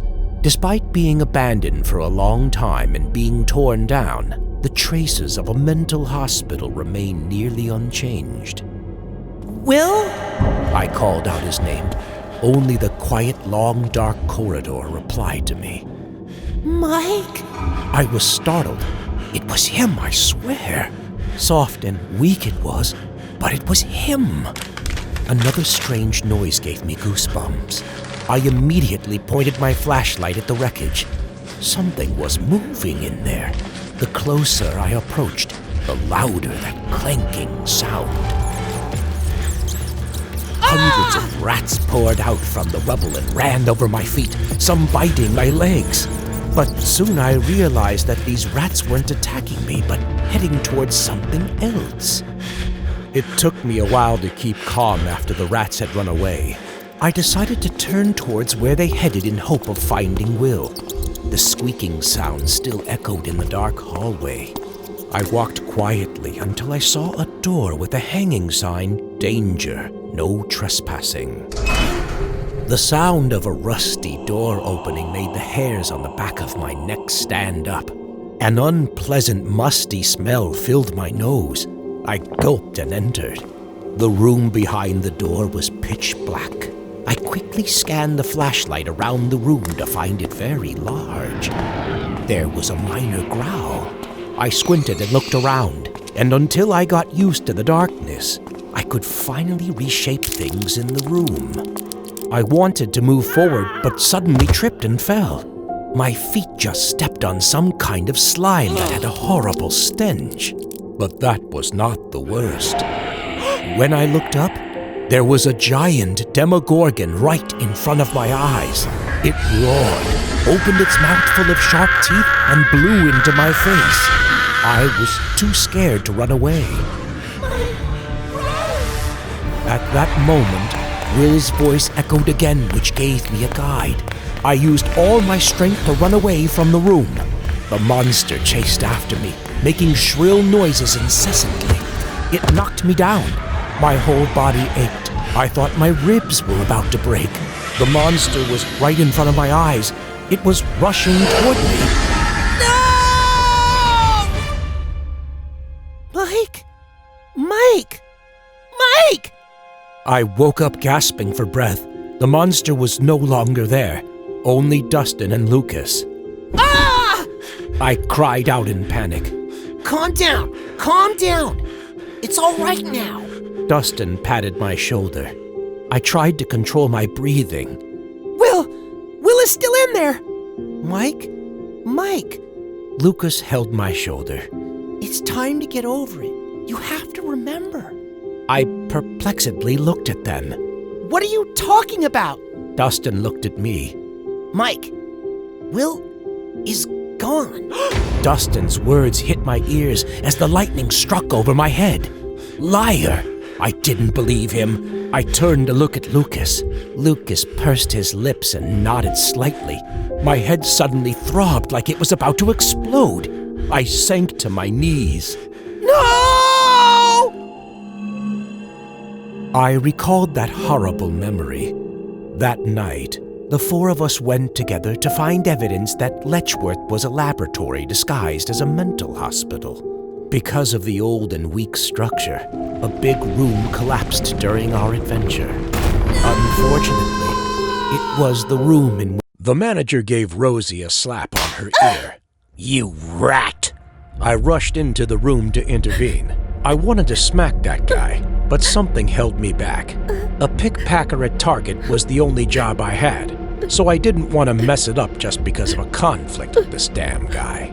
So I took Rosie out of there and comforted her. But she just didn't say a word, and I could see the blood draining from her face. The crusty manager went out again. So I took this chance to gossip with Claire at the receptionist's table. We were chit-chatting about the manager. Not because we were mean, just he was really obnoxious and he deserved it. It was said that Rosie took the elevator, which really made the manager angry. The story of Rosie and the forbidden elevator kept floating in my head. After all, what did she do with the elevator? And how was that related to the manager's overreaction? I meant, was something terrible in that elevator? I want to try it. I suggested. But if you get caught, you will get fired. Claire resisted. He's not here anyway. If he comes back, just give me a warning call, okay? I said, then stepped toward the elevator. It was just a normal elevator. There was nothing strange at all. I was too busy focusing on every corner until the elevator door opened. All I saw was totally silent and dark space. I turned on the flash to see the way. The light switch didn't work. I swung the flashlight around the room, which looked like some basements I used to work in. But the floor was pretty dirty, and the Target crates were strewn all over. The floor smelled like a dead rat. It was disgusting here. I'd better leave this place. I quickly entered the elevator, but before pressing the button, I heard a strange noise. I frantically looked around, but other than the empty cardboard boxes, I couldn't see anything suspicious. Maybe it was just my imagination. I mumbled and sighed. That was the sobbing sound again, along with the sound of something falling to the ground. I really didn't mishear. My heart was about to explode out of my chest. What the hell was that? Was it a ghost? Was it what Rosie saw? I took a gulp and decided to discover the truth. So I followed the cry. It was very dark in the basement, so I had to walk carefully. The crying was on and off, but smaller than before. I patiently listened. I felt like I'd come very close. Claire's incoming phone call startled me, but I declined it because I couldn't pick up the phone right now. When the flashlight headed forward, I couldn't help but get terrified. A corpse in a Target uniform was lying on the floor. That corpse with a chain on the neck began to decompose, which explained the horrible smell that made me nauseous. Suddenly, a flash of thought made my heart skip a beat, my legs shaking even more. If the corpse was here, then whose cry was it? I was just raising the flash up when I was met with another horrifying scene. This was a girl. Her eyes were sewn up while her mouth was open with dried up blood around. She could only groan instead of speaking. Oh my God! Rosie, is that you? I was even more horrified when I recognized Rosie by her hair color and clothes. At this moment, there were sounds of footsteps coming. I had to find a place to hide. The flashlight flickered, getting closer and closer to Rosie, and then I saw a familiar face. That was the manager. When he stood right in front of Rosie, he grabbed her by the hair and slapped her face several times. I witnessed everything, yet could do nothing. My phone rang again, and I hurriedly turned it off. "Who's that?" The manager was startled. I heard him walking towards me. The closer he got, the faster my heart thumped. Without any time to think, I ran away. He immediately chased after me. Suddenly, I tripped over the box and fell. No, my time was running out. The elevator was just 5 steps from me. I used the very last of my strength to push myself into it. But the manager was right behind me and was about to step into the cabin. I shakingly pressed the close button, and before the elevator door really closed, I could still see his disgusting, evil face. I ran to Claire, and she became more and more worried when she saw my terrified face. We have to get out of here. I'll explain later. We called the police to arrest the manager. Rosie was rescued while she was in a very bad condition. Her tongue was cut off, so she couldn't speak anymore. The store was forced to close right after the scandal. Now, every time I pass the sealed Target shop, all the horrible memories in my mind come rushing back, which never stopped making me shiver. I'd say the job was not too hard for me.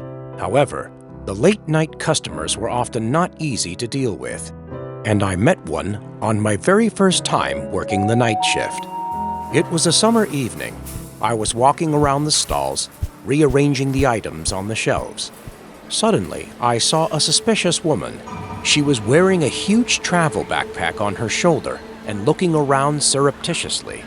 It was odd that she just stood there for 15 minutes without buying anything. I felt rather strange, but didn't dare to question or get in trouble on my first day on duty, so I went to the clothing store and rearranged the items there. Martha, a customer at the frozen meat counter needs help. Get there now. That was Jonathan, the store manager, observing my job over the radio. Copy that. I said back and quickly moved toward there. Surprisingly, the one who needed assistance was the suspicious woman I met earlier.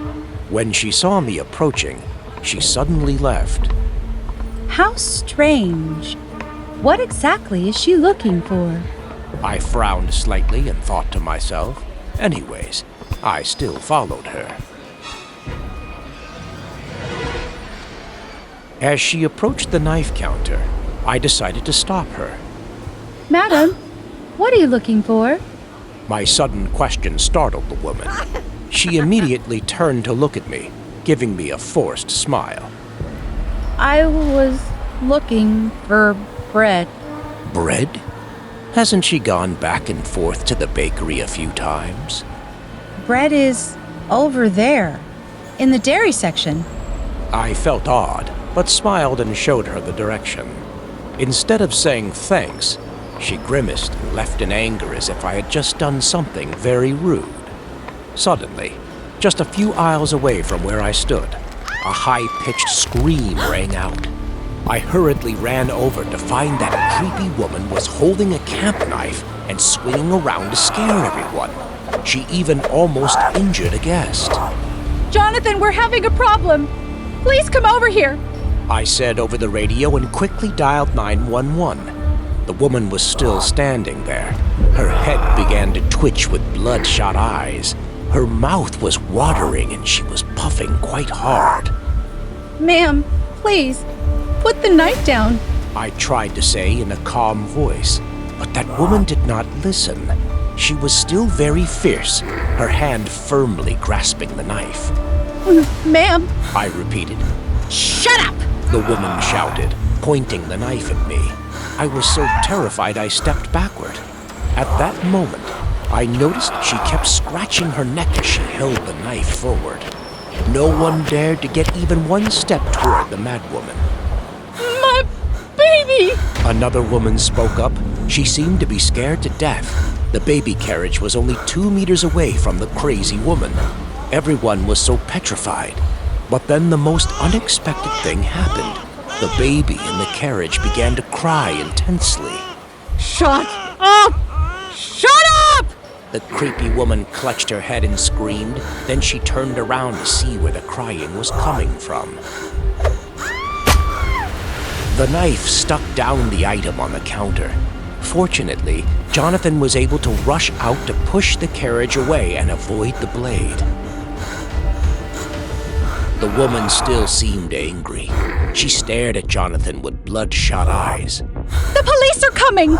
I shouted. The woman turned to look at me. As soon as I said that, I trembled in fear and stepped back. The woman with a creepy smile walked towards me. My whole body stiffened, and I couldn't move. Police here! Put down your weapons! The police officer promptly appeared and shouted. The woman stopped and raised her head. She was still breathing heavily, looking madly at the police officer. Put the knife down! He repeated. The woman remained silent. Her eyes turned to look at me. I was so scared that she would aim it at me. I said, put the knife down! The officer said it again. I could see how hard he was trying to stay calm. The insane woman appeared defiant, clutching the knife firmly in her hand. She rushed towards me while raising the knife above her head. The woman fell to the ground, her whole body convulsing, her eyes widening from the electric shock. The officer quickly ran over with the help of several other guests, handcuffing her. I sat on the ground to stare at the mad woman who was taken away. My heart was pounding violently in my chest. After that unpleasant encounter, I became more alert. Whenever I saw a woman with a backpack on her back, the memories of that horrible night just flooded back again. Day of my life.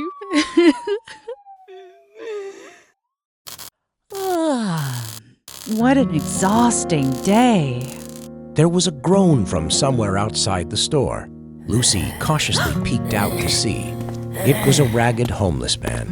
He was staring at the frozen meat counter. His mouth was drooling. His bloodshot eyes were wide open. His hand slid across the glass, which made a creaking sound. Lucy timidly asked, Sir, how can I help you? But he didn't say a word, just let out annoying heavy breathing. Looking at the thin man, Lucy sighed softly. He must have been starving for a long time. There was brief news on TV about some apartment break-ins in the area, but Lucy didn't care much because the apartment complex she lived in had the best security.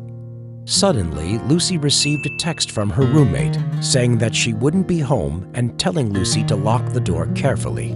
Never mind. Enjoy the night. Lucy put the phone down on the table and looked up at the clock on the wall. The shift was finally over. She locked the door to check the goods before the next shift coworker arrived. Holding up a cold piece of meat, Lucy was startled by a strange noise. She turned around to find that the homeless man was still there. He licked his lips and smiled at Lucy, and then he kept banging his head on the front door like crazy. She staggered backward and slumped under the counter, while the bangs grew louder, until she heard the sound of a key being put into the lock and the door slightly opened. Lucy quickly grabbed a pen from the counter and stood up. The person who just walked in was David, the co-worker on the next shift. "What's wrong?" David saw her panic and felt a little confused. Didn't you see anyone at the door? No. Anyway, what the heck is this? Ew, that's disgusting. David looked at the glass, frowning slightly. Lucy shivered when she saw the stain, but it seemed like he had already left. The clock struck 12 o'clock, so Lucy hurriedly let David take over and quickly went out the door. She comforted herself with the thought that maybe it was just a weird customer at night. Just then on the street, there was almost no one passing by. She walked along the pavement under the yellow, dim lights. Lucy heard the annoying rustle of slippers. She turned her head to squint at every corner of the empty street, but no one was there. So she continued to walk, but after a few steps, she stopped, still hearing footsteps whispering in her ears. She looked back. It was just herself on the road. She walked faster. The rustling appeared again, seemingly speeding up like her. This time it came along with a whistling sound. She could feel her heart pounding in her chest, and sweat soaked her uniform. She kept walking without daring to look back. It's almost home. I will be fine. Lucy reassured herself, but couldn't stop her body from shaking uncontrollably. The sound of footsteps running after Lucy became louder and more urgent. She ran up the stairs, but she was so panicked that she tripped. She suppressed the pain, picked up her things, and ran as fast as possible. Finally, Lucy frantically put the key in the lock. Oh, no. Oh, no. The man was so close. Footsteps and rattling of the stairs drew nearer. The whistle echoed throughout the dark corridor. Please, please. She finally got the key in the lock. She turned the key, rushed into the house, and slammed the door. The man also rushed over at this time, only a split second before he was able to catch Lucy. She closed the door and locked it, then gasped for air, slid to the floor, and began to cry. Open the door, you little rat! Open it! The man banged on the door and shouted, his hand constantly tugging at the doorknob. Lucy was panic-stricken and stepped back. Suddenly, everything fell silent. Lucy raised her head, trying to crawl up to the peephole to look outside. Suddenly, he jumped out of nowhere to meet Lucy's eyes. Knowing he couldn't do anything here, the man licked the peephole on the door and left. When there was no sound anymore, Lucy shakingly cracked open her door and stared out. Hey! The pervert pressed his face to the cracked door, so close that his drool splashed on her face. Lucy was frightened and stepped back. The crazy man turned the doorknob like crazy. Open the door! He shouted as he banged on the door. Lucy was shaking as she dialed the phone. It's 911. What's your emergency? Please help. Someone is trying to break into my house. Hold on. We're on the way. The man heard what Lucy was saying. He stopped pounding the door and left. Lucy leaned on the door, sobbing, her whole body trembling with such... Bayside High School prom was one of the most anticipated events of the year. 1 hour or two before the party got started, there were already a long line of boys and girls in splendid costumes in the hall. Stella, arm in arm with Julian, among that line, was about to enter the dancing hall. But suddenly, Stella felt something wrong with her stomach, so she had to go to the bathroom immediately. It took her more than 30 minutes to get better. Angrily cursing the lentil stews, Stella fixed her clothes and got out. After she closed the bathroom door, she noticed that it was oddly quiet for a party. Is the prom over? When Stella turned around, she was startled by a clown standing at the end of the hallway. He stood still like a statue. Maybe that was just a mascot the school hired for the party. But when she was about to move, the clown suddenly turned around. Stella realized there was a chainsaw in his hand. He stood still like a statue. Stella quickly ran away. At that point, Stella was extremely panicked. She didn't know what to do but just keep running in vain. Stella ran through a few turns, thinking she had escaped, but she was wrong. Another clown was standing right there. He raised his saw overhead. Luckily, Stella dodged. She kept running away. After a while, she managed to hide in a classroom. Just then, another clown appeared in the deep hallway, holding a bat in his hand. He dragged the bat against the wall while walking. The creaky sound made Stella tremble in fear. She bit her lip to stop herself from crying. The clown was standing at the door, right in front of the room where Stella was hiding. He stood there for a few minutes, then left. Stella was still in shock. She didn't know what was going on, nor why they were chasing her. She called Julian 100 times, but he didn't pick up the phone. Stella tried to keep calm and dialed 911. Please help! There's a bunch of clowns in the school and they want to kill me! The operator's voice did calm her down a bit. They said the police would arrive immediately, and until that, she had to stay right in the same spot. But the clowns could come at any moment. I think I should go out and check. No, Stella, don't. The dispatcher said. Sure enough, Stella had just stepped out when a clown appeared. The guy aggressively opened the door, but there was no one inside. Stella was scared, her heart pounding like it was going to explode. She ran down the hallway to find the exit. The exit door was locked. They locked the door! She cried in panic. The school is locked down! She was too disturbed to hear the operator's words clearly. Now the only thing she thought about was to hide from the clowns. She rushed to the hall. It was just a few steps away. Stella could hear the clown's footsteps echoing throughout the corridor. She wiped her tears and pushed open the door, but the scene inside left her petrified.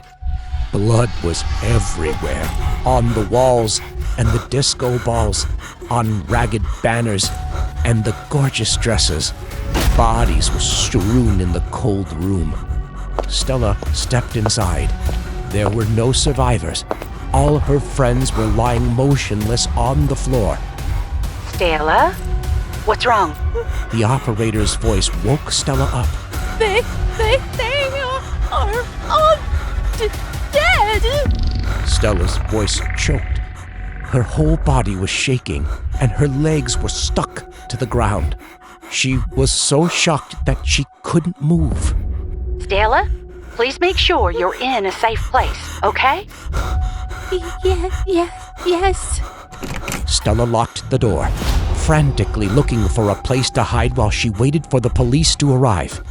However, what Stella expected least was right behind her. She heard the sound of the chainsaw again. When Stella turned around, the last thing she saw was 3 identical clowns. And she, all by herself, in this room full of corpses.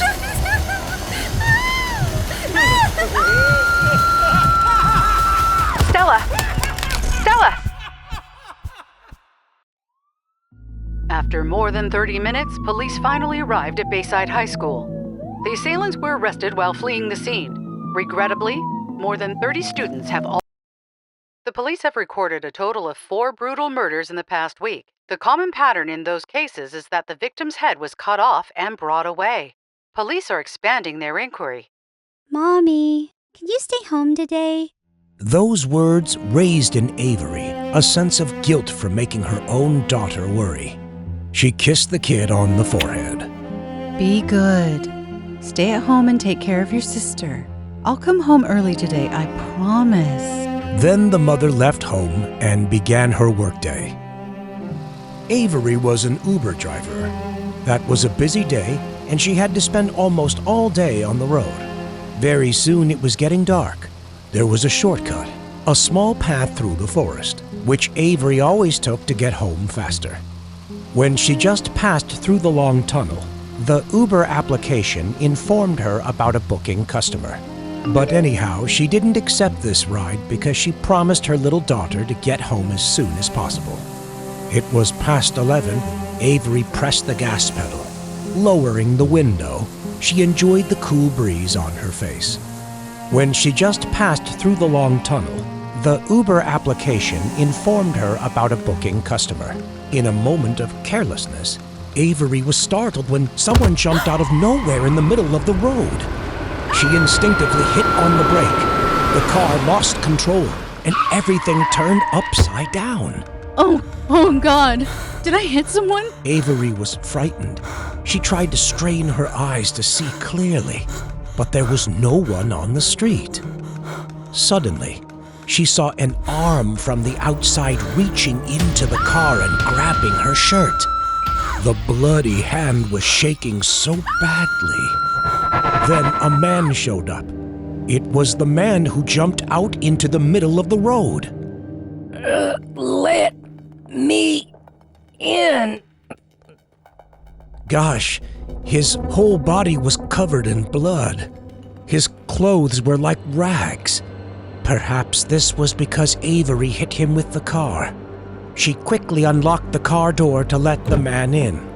In just a few more miles, Avery's car suddenly shook violently and she had to stop. The passenger also got down from the car to see the problem. A nail? For God's sake. Doggone it. Avery's tires, which had been pierced with some sharp spikes, were now flattened. The man standing nearby came up to her and said, Well, if you don't mind, I have a toolbox with me. It's in the back seat. Avery rejoiced slightly. She told the man to check the condition of the tires while she got into the back seat to get the toolbox. Hope he has pliers, she told herself while opening his bag. But the moment Avery opened it, she was shocked to look at what was inside. There was a bunch of nails whose shape was exactly the same as the ones embedded in her tires now. Next to it was a bloody axe and a saw blade. What took you so long?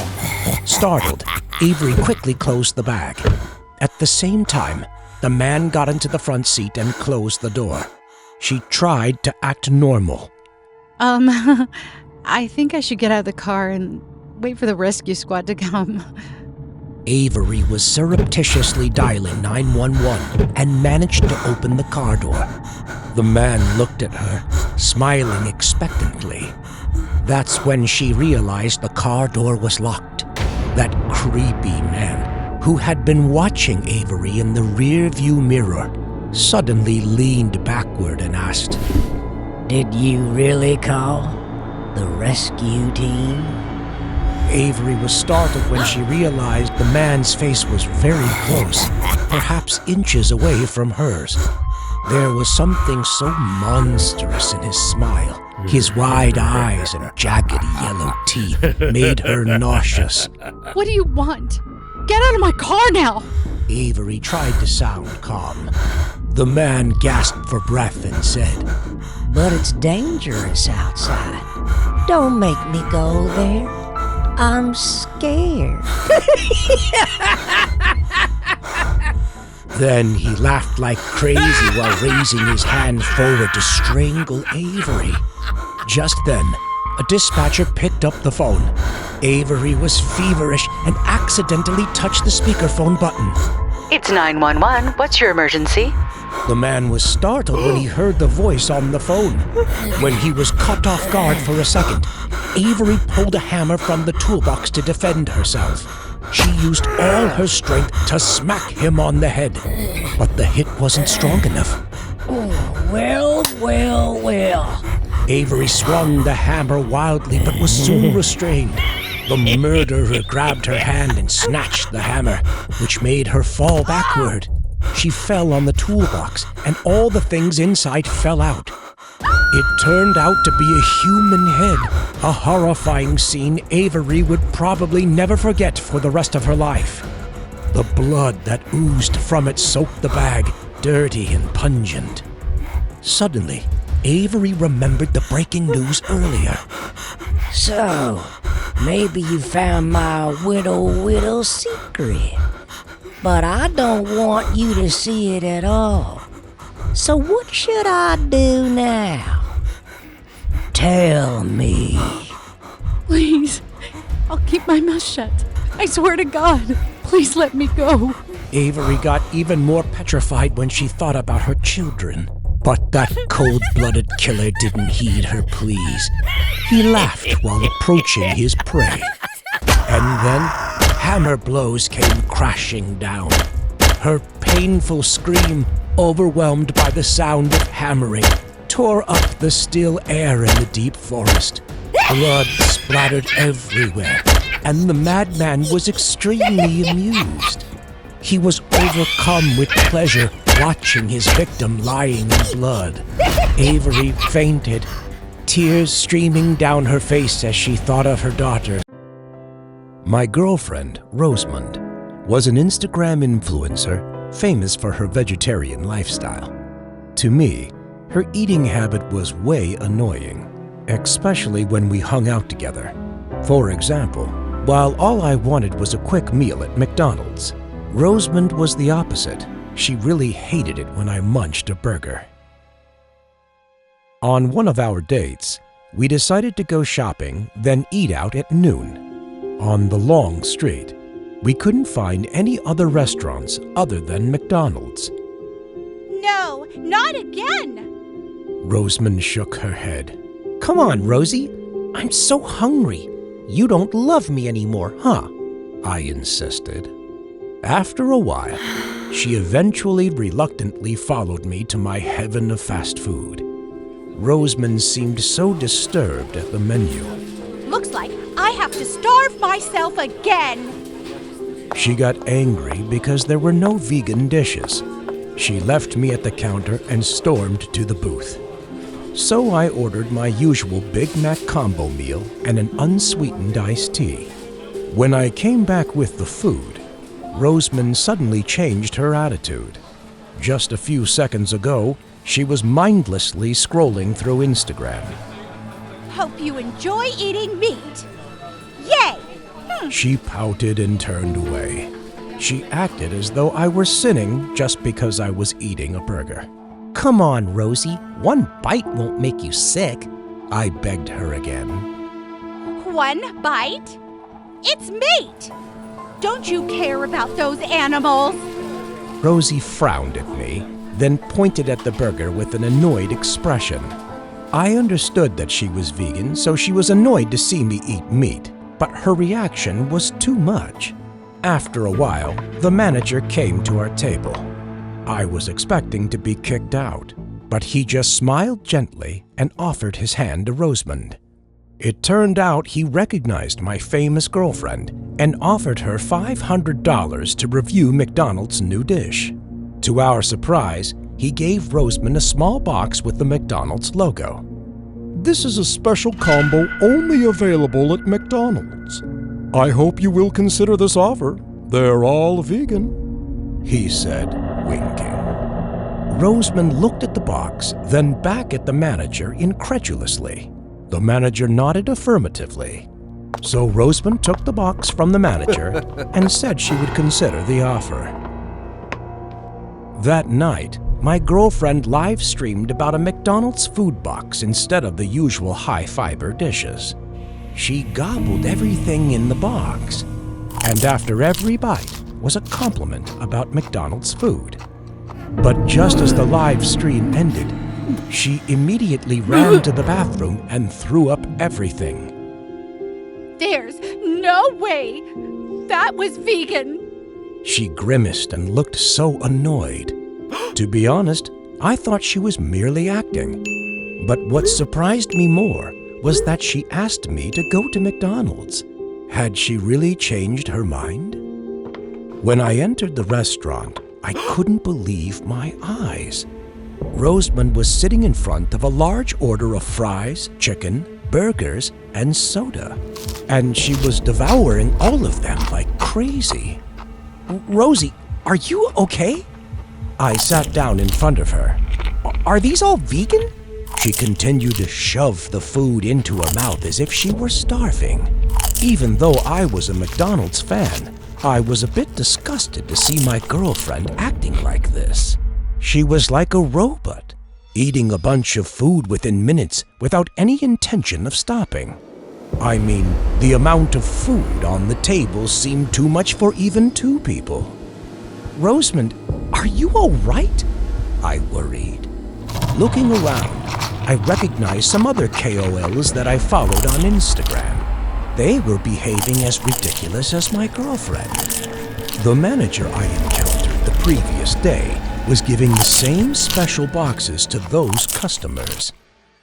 After this, we had a quarrel about how she was completely ignoring me and only paying attention to the food. But Rosamond just didn't care about me, and she didn't post anything on Instagram either. After 3 days, I'd had enough, so I came to her house to find her. Gosh, the floor was covered in paper boxes and cups, some with leftovers, and they were all from McDonald's. Sitting on the sofa, my beautiful Rosamond was no longer herself. She looked literally like a human balloon. Her face was full of grease and oil. She could barely move with her limp legs, and her hands kept shoving food into her mouth. Rose! Rose! I was freaked out and worried. I tried to stop her, but she just kept ignoring me. She went totally crazy for the food. Listen to me. She was just busy with her stuffing career. Finally, I had to call 911. Rosamond was taken to the hospital. At the same time, the food was taken for examination. It turned out that in those special boxes, there was a sort of strongly addictive chemical that forced people into stuffing themselves and making their bodies bloat up. The evil manager, who was now wanted by the police, ran away with the money. And my Rosamond, I don't think she'll ever recover her mental health. McDonald's! McDonald's! I want McDonald's! Give me McDonald's! Give me McDonald's!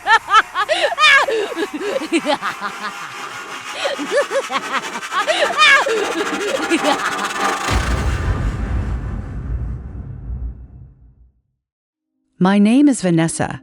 I'm a full-time employee at KFC restaurant. This wasn't my favorite job, but it was my main source of income, so I guessed I had no choice. My boyfriend and I lived in a shabby apartment. Most of the time, our dinner was the leftovers I brought from work. Things seemed to be fine, until one night. It was a Saturday night. The restaurant was incredibly crowded, so I had to work from the morning to late night. While I was cleaning the table, I noticed a new customer sitting at a table in the corner. He was frantically waving at me. I thought he wanted to order, so I went toward him. He turned out to be a mime artist, and he was grinning. "What would you like to order, sir?" I gave him the menu, but this guy just stared at me and started performing like we were in a play. Looking at his gestures, I guessed he wanted chicken and fries. Something about this guy made me feel uncomfortable. With that plus the fatigue, I couldn't keep polite manners anymore. "Here's your chicken." His smiling face distorted in an instant. He stood up and did some boxing moves. I was too tired to say anything back, and that seemed to make him angrier. He raised his hand to make a shooting gesture. "If you don't order anything, then just leave," I mumbled. His face darkened. He put his hands behind his back and slowly moved toward me. I thought that was an attack, but it turned out he was trying to stab me with an imaginary knife. I admitted that this silly trick startled me for a second, but it didn't make him less ridiculous at all. So I grabbed a random imaginary rock and threw it at that jerk. He frantically dodged and ran out of the door while clutching his head. That stupid reaction made me burst out laughing. Today was not too bad for me. When my boyfriend Mark came to pick me up, I told him about the mime guy. We laughed and talked all the way home. When we got to the building and walked to our apartment, I saw someone dressing as a mime artist in a hidden corner of the hallway. You okay? Are you tired? Mark handed me a chicken thigh while seeing me bewildered. Probably the mime guy. Even so, I wouldn't be afraid of him because he was just a freak. For the next few days, I went to work in the morning and got the leftovers home at night as usual. It started snowing outside. After leaving work, I didn't see Mark waiting for me as usual. I tried to call him, but he didn't pick up the phone, so I got mad at him and walked home without him. As I reached home, I rushed to bed and fell asleep right away without even changing my clothes. The doorbell woke me up. I reluctantly went to the door to see through the peephole. I recognized Mark by his green beanie, but he was standing with his back to the door, maybe with something surprising. I opened the door, mumbling, "Did you forget the key again? Where have you been?" But that person wasn't Mark.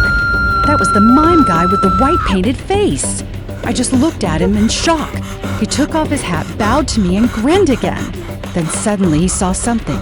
He slipped past me and went straight to the KFC chicken bag on the table. What the hell is going on? He took the chicken out onto the table, then rubbed his hands together as if he were very hungry. He picked up a chicken thigh and began to devour it. Then suddenly he stopped chewing. His eyes lit up as if catching up with a new idea. He turned to me and made a gesture of enjoying the fries and ketchup. I couldn't keep watching this jerk burst into the house and eat Mark's food without permission. I jumped in and yanked the food out of his hand. "Get out! I called the cops!" His face darkened and he acted as if he pulled something out from behind his back. I still thought it was an imaginary knife, so I grabbed it. I could feel the pain and blood started to flow out. The sharp blade of the knife stabbed in my hand, but it wasn't enough for him. He kept stabbing me with the knife, but I managed to dodge. I ran out of the room, terrified, while that crazy man chased me right behind. I rushed into the elevator and frantically pressed the close button. The moment he was about to hit me again, the elevator closed and the knife fell right in front of me. I crouched in the corner, couldn't believe such terrible things had happened to me. When the police arrived, the only thing they found at the messy scene was a bloody knife with no fingerprints. A few days later, they found Mark's body buried in snow near the KFC restaurant. The mime's identity was never found. After that, I quit my job and never even dared to step into any KFC again. For many nights, I woke up startled and saw in the corner of the room, there was that freaky mime holding a bag of KFC chicken and smiling at me. Dan has been a big fan of Chuck E. Cheese ever since he was a child. He often watched horror stories on YouTube about Chuck E. Cheese chain stores. Sometimes those stories were told to be based on a true story. And of course, he was always curious to find out if those stories were true. It's nice to be here late at night. When the machines are down and families are gone, you can get a Chuck E. Cheese token.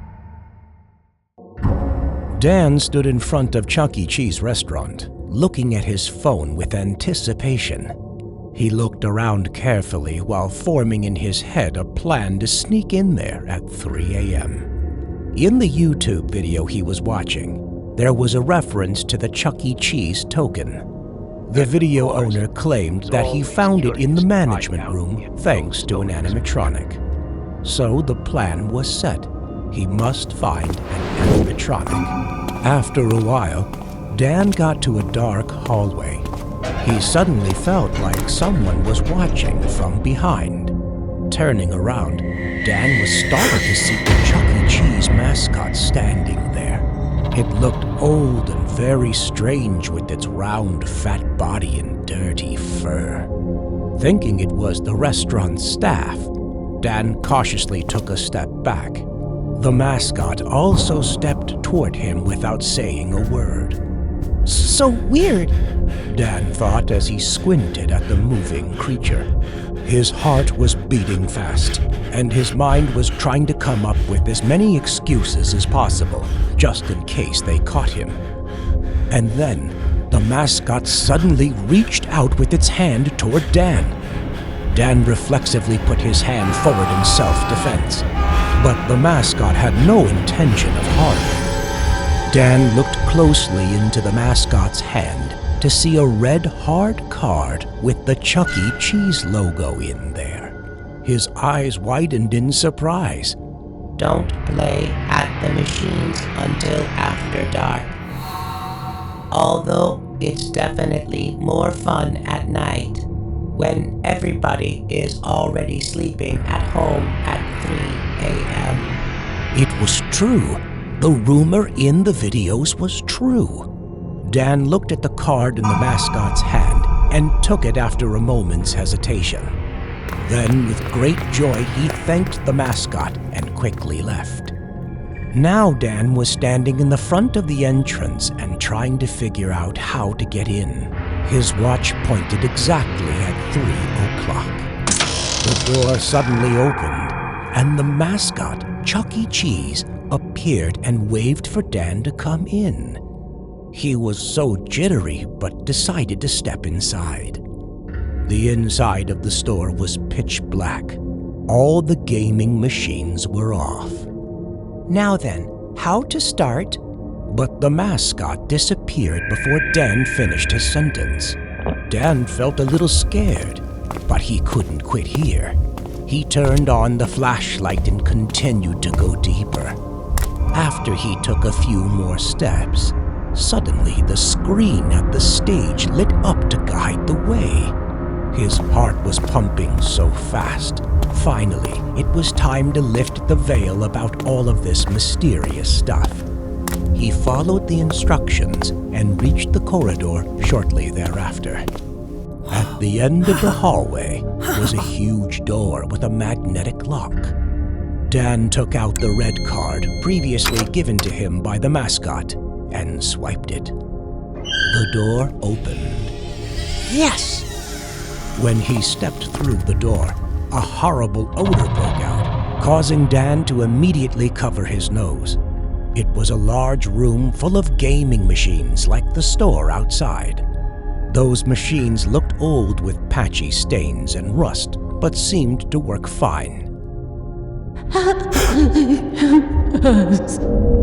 A faint whisper from the darkness startled Dan. He followed the sound. The nearer he got, the clearer the sound was. And when the 4 mascots appeared in the dark corner of the room, Dan was completely petrified. They looked very monstrous and creepy. On the costumes crisscrossed with stitches, the fur was thick, dirty, and messy. There were patches of exposed skin. Please, help us.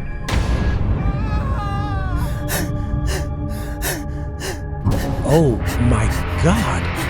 They were all humans! And those were not normal mascot costumes, but real human skin. Someone had sewn patches of skin and fur on those bodies to make them the living mascots. Let's butter up the pizza with a special butter sauce. Dan felt a quiver down his spine.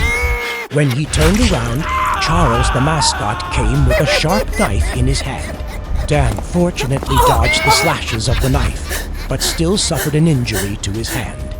The mascot kept swinging the knife. Panicked, Dan rushed towards the door with all his strength before getting stabbed with the knife. He rushed out of the restaurant, heading forward without looking back. Luckily, he reached the police station before losing consciousness from blood loss. According to Dan's testimony, the police came to investigate the scene. They found the secret chamber and the victims that were turned into mascots. They were the investors who planned to replace the restaurant with a big hotel. The owner was arrested after that. He was the one that wore the mascot. He loved the restaurant insanely. The owner decided to kidnap and punish the investors after they threatened to destroy his restaurant. And of course, he was also the mastermind of the horror story in Chuck E. Cheese 3 a.m. That's why I decided to use Airbnb, an application that made it easy for landlords to find guests, and for guests to easily find a suitable apartment. As I said, home rental service is competitive. But I got lucky when Airbnb notified me about a booking from Tim and Iris, who wanted to find accommodation for 4 days and 3 nights. For your information, to book a room on Airbnb, customers would need to have a profile and submit a request a few days in advance. Tim's profile was quite reliable, His post showed that he had lots of experience in the previous homestays. When they came to my apartment, both of them were very friendly, even though they had been driving for more than 4 hours. The rental rate includes all services such as electricity and water. Please turn off all electrical equipment when not in use to avoid fire and explosion incidents. Should there be any requests, please call me or the manager. I see. Don't worry, Tim gently replied. The check-in procedure went smoothly because the two guests did not have any special requests. After talking through house rules, I gave them the key and left. If you were wondering why I trusted my customers so easily, I will let you know. In every rental agreement, to make sure that nothing unexpected happened and also for security, I put a hidden camera in front of the door. I always checked the customer's activities at the end of the day. Of course, this was confidential. Tim and Iris seemed to be a sweet couple. Tim hugged Iris all the time, as though he were afraid she would run away. Wow, the suitcase looks so big, I said. The previous guests, even if they rented the house for a week, did not bring a huge suitcase. Maybe they are careful and always carry the necessary things with them. That night, I was woken up by a constant ringing of the phone. But when I picked up the phone, there was no response other than a gasp. And then total silence. Who is that? Hello? I kept asking but got no answer, so I hung up. But then the phone kept ringing. Once again, I picked it up to find no response from the other end of the line. It made me angry. You bastard! Call me again and I'll kill you. Then no more calls in the night, so I could eventually lay down and quickly fall asleep. I hadn't seen Iris out for 2 days. Maybe she's sick. The next morning, Tim called to inform me that he would check out before the schedule due to personal reasons. I was quite surprised to see that Tim paid the full rent for 4 days and 3 nights. Before leaving, Tim sent a message to thank me and gave me a 5-star. What a gentle guest he was, I thought. Until 3 p.m., I decided to clean the apartment to prepare for the next guest. When I opened the door, a strong odor hit my nose. What's that awful smell? I frowned slightly. It was a bit surprising to me because this guy wasn't as neat as he seemed. The inside of the apartment looked normal. The tables and chairs were scattered, but not as dirty as I thought. But the smell was still strong. It can't be like that. I hurried forward and cleaned the bathroom first. That smell was even stronger. Unbelievable! I shook my head, feeling absolutely disappointed. On the floor, behind the tub, something yellow came out. The stench is definitely coming from there. I approached. As soon as I saw the thing behind the tub, the smell made me nauseous immediately. Oh my God, it was so horrible. The thing inside that plastic wrap gave off a disgusting smell. I couldn't do anything but keep myself away from that bag. Hi. A voice from behind startled me. That was Tim. I forgot some stuff, if you don't mind. I will go now. I nodded fearfully while my heart was still beating fast. Tim passed over me to pick up the plastic bag without noticing its horrible smell, then quickly left. Send my hello to Iris. I wonder where she's been lately. Tim looked at me and smiled cryptically, then nodded.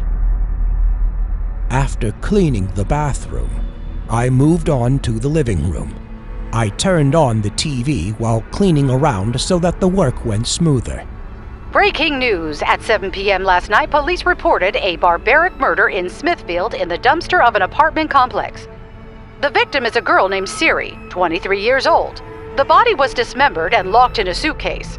The head hasn't yet been found. The suspect was described as a 25-year-old man who was seen to be with the girl. If you have any information, please contact. The doorbell rang, so I got to the door and peered cautiously into the peephole. It was Tim again, but he was even more monstrous than before. I think I dropped my wallet somewhere. Would you mind if I got in to find it? Tim said. It's okay. No worries. Anyway, did you hear the news about a murder? At the very moment when I hit the doorknob, something in my mind popped up. The victim's name was Siri, and Siri was the reverse of Iris.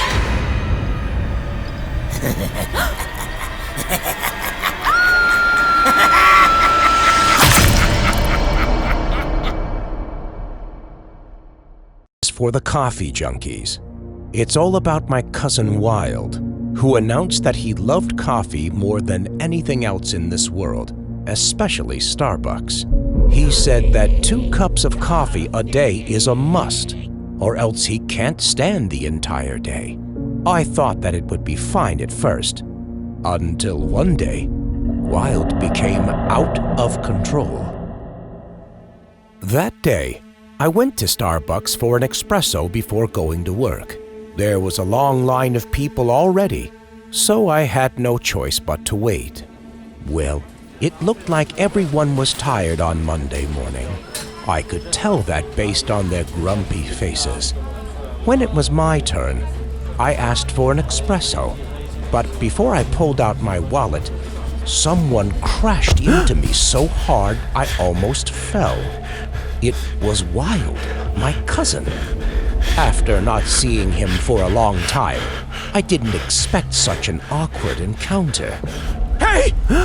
Where's my coffee? Wild raised his voice. Sir, please wait a moment.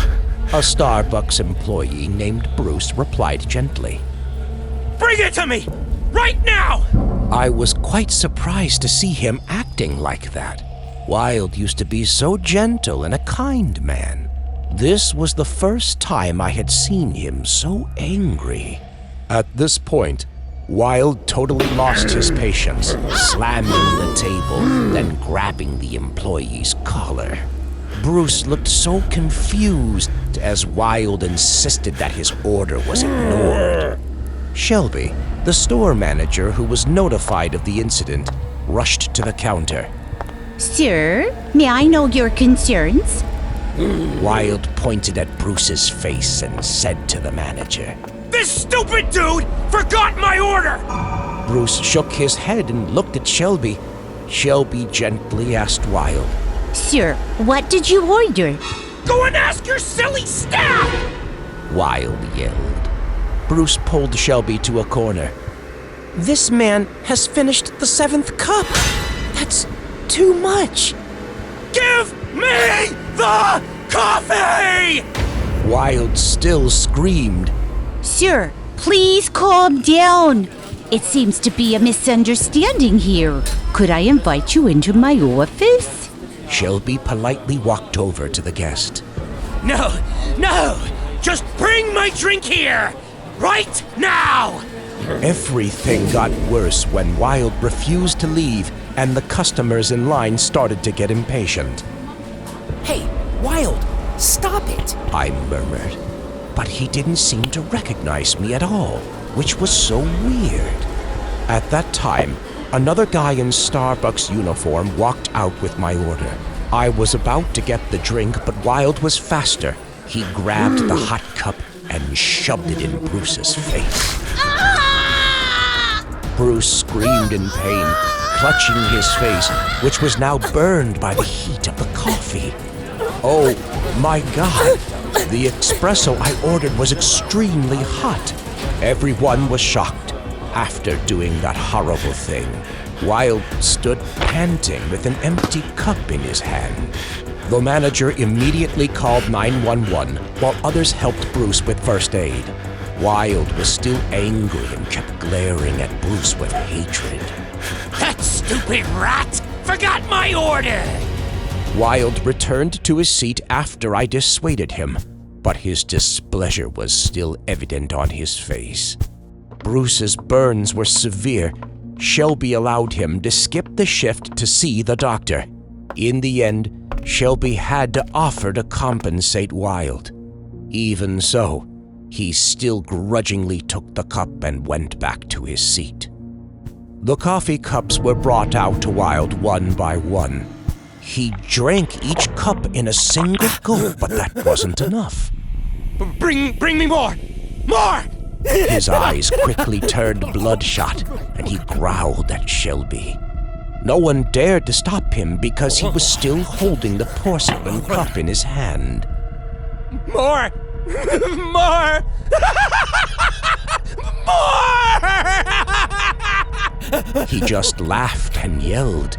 He kept drinking until they brought him the 10th cup. It didn't matter if it was iced or hot coffee.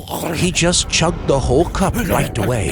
It seemed he had lost all taste and sensation. I want more coffee! I want more coffee! He laughed as he grabbed Shelby, shoving the entire cup of coffee into her mouth. Even though the cup choked her, he still tried to force Shelby to swallow it. She would be suffocated by his damn actions. Coffee! Coffee! Wilde had gone totally insane. Wilde, stop it! I was terrified, rushing to stop him, but he just pushed me away. At this moment, the police promptly appeared to intervene.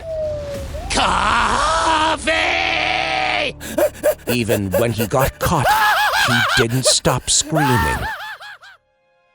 Wilde was taken to the hospital for neurological treatment soon after. The Starbucks store also banned him. Bruce quit his job because of the shock, and I haven't seen him ever since. 1 week later, Wilde's condition was improved, and after hearing what happened, Wilde didn't recognize himself anymore.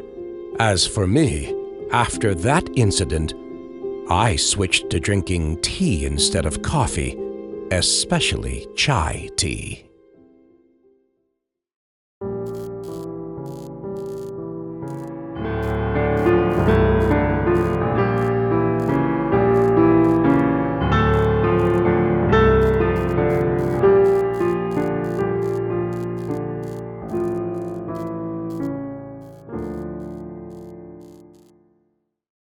Brittany, Valerie, and Allison were a group of close friends who went to play Escape Room Backroom version. In this version, players didn't have to discover clues or solve puzzles to find the exit, but they would experience the levels via VR glasses. Different levels had different frights that the girls had to face to find the way out. After taking 3 pills of cardiotonic from the game instructor, they put on the VR glasses. When Brittany opened her eyes, she found herself in a yellow hallway filled with an annoying musty smell and absolute quiet. Picking up her walkie-talkie, she gave it a try by calling her friends. Hello? Val? Alice, do you hear me? Yes. All right, girls, let's rock. Brittany walked on the deserted hallway. There was nothing but her footsteps. She had passed many turns, but hadn't found anything else along this empty hallway. Where's the door? I found a door. Pity girls. I'm winning this game. Valerie said in the walkie-talkie. Brittany seemed a bit impatient because Allison soon also found the door to the next level, while she was still in the same spot in the empty hall. Suddenly, she saw a monster ahead in one corner. Startled and scared, Brittany decided to turn into another cross, which was just an extension of the hallway so far, with boring yellow walls, the musty smell, and the mildew. The walkie-talkie had lost its signal for a while. Now, being totally lost in repeated space, Brittany started to get impatient and fatigued. Brittany was startled and looked around. Still that empty and humid hallway, but there were footsteps echoing, and they became louder and louder. Seemed like a creature was moving faster and faster. The only thing Brittany could do was run away from that thing. But the more she tried to run, the louder the footsteps became. Lonely and terrified, she became more panicked. Finally, she found a door in front. That must be the exit. No time to think, she rushed to it. And at the very moment when she twisted the doorknob, something touched her back. Brittany sat down for relief and then tried to call the others. Alice! Val? Anyone hear me? Alice! Val! That was Allison's voice. Alice? Are you okay? Allison sharply exhaled. It seemed that she was met with something terrified there. Bray! Val is dead! Allison bursted into tears. The news squeezed her heart. The walkie-talkie lost signal again. Alice? Alice! There was no reply, and Brittany, once again, was left alone. She needed to find Allison. The footsteps echoed in the hallway. Brittany immediately recalled the memory of the monster, so she kept running and running. The moment Brittany looked back, a black shadow ran into her and made her fall to the ground. The feeling of pain ran through her body. Bray! Luckily, that was Allison that bumped into her. The two girls were delighted. Let's get out of here.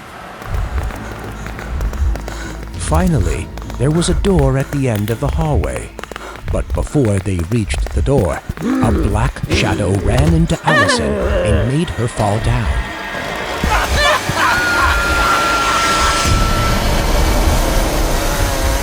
No! Brittany screamed when she saw the sight. She couldn't feel her legs anymore, and she just kept shivering in fear. The man in black costume turned into Brittany. Having no time for tears, she rushed to the door. When she opened it, a bright, lighted space swallowed up her whole body. Brittany woke up, panicked, and looked around. There was still the room with the green screen, but the two chairs were empty. Allison? Valerie? They've gone already. The game instructor suddenly appeared from the middle of nowhere. Brittany checked her phone. They didn't wait for me then. On her way home, she was still scared of what happened. Then she was startled when she found the bloodline on her shoes. The memories of the hallway eventually.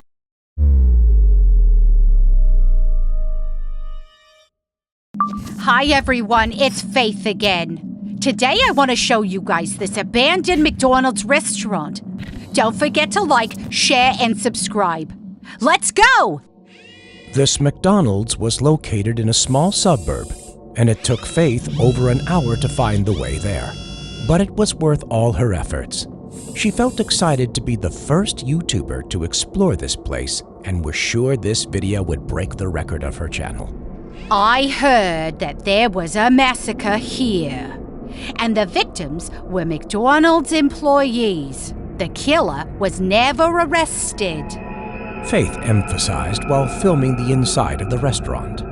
There were neatly arranged tables and chairs on which many dust layers had thickened over time. Look! The old menu and some posters were still there on the board and also covered with dust and mold. Faith went to see the ice cream machines, the soda maker, and fryers. Suddenly, she saw a patch of mold on the floor behind the counter. The police once found a body here. This place is a mess! Faith panned the camera around to the kitchen. I think we should move on. Faith said to the camera and stepped over the mess on the floor toward the bathroom. As she was walking along the hallway, the flashlight went out. Yikes! She didn't change the battery. Faith stopped to shake the flashlight, hoping to brighten it up a little longer. Oh, shoot! Faith was startled, almost dropping the flash. Behind the window was a smiling Ronald Clown statue, whose eyes were wide open and very spooky. The statue looked old and odd. Look, guys. This clown looks so real. Realizing nothing so dangerous about this thing, she moved on to the other corners. The next destination was the toilet area, which was told to be where the murderer hid the corpses.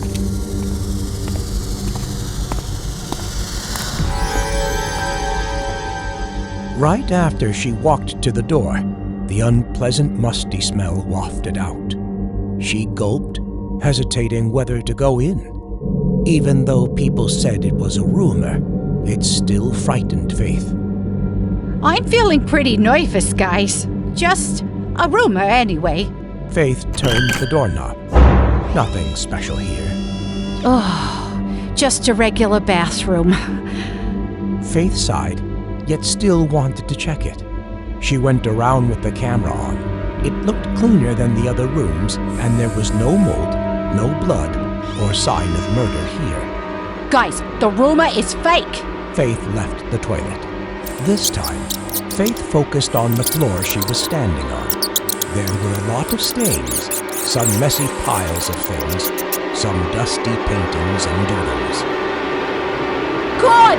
These are really...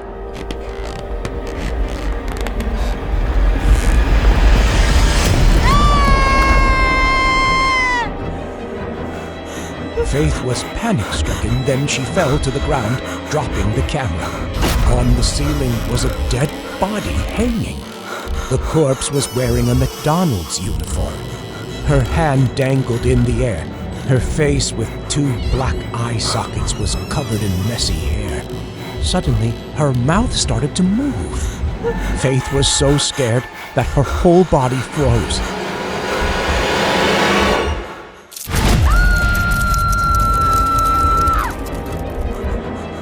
Brown liquid trickled down, emitting a foul stench throughout the air. Faith was panic-stricken, then she fell to the ground, dropping the camera.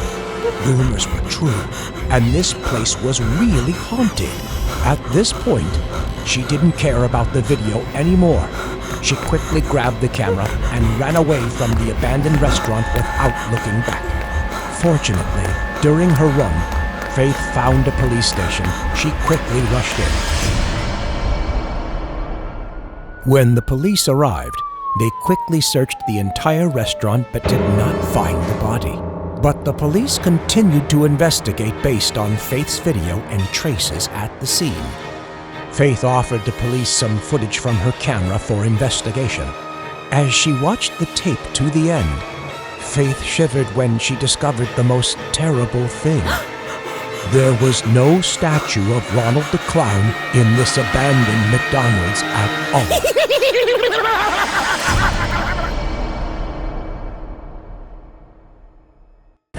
But I know and remember exactly what I have been through. More than 20 years have passed. The memory of the strange parade still haunts me, even in my sleep. July 4th, 20 years ago, my parents and I went to my father's brother's house in the suburbs, which took us 4 hours of driving. I was overwhelmed by the gorgeous view of the street. I even saw the colorful antique cars ready for the parade. Where are the parade people from? I asked my cousin, Claire. I don't know. Claire shrugged. I noticed that the cars were moving into the forest. I wonder where they'll go after the parade. Not waiting for Claire to answer, I ran after the convoy into the forest. Max! Max! Wait! Ouch! Suddenly I slipped and fell. Claire helped me get up, and the two of us kept chasing after those people. Claire and I ran into the forest, but when we got deeper, All the colorful cars had disappeared, as if they had evaporated. Where are they? I turned to Claire, but was surprised to find out that she too had disappeared. Claire? I panicked and called her name, but all I received was silence. Claire? Where are you? There was no reply. The many noises of the parade resounded in the air. Peeking through the foliage, I saw a man in a strange outfit, looking like Uncle Sam. He was very tall and skinny. His head swayed, then slowly moved in front of me. Happy 4th of July. He greeted me in a hoarse voice. Who are you? A little scared, I stepped back. Are you looking for Claire?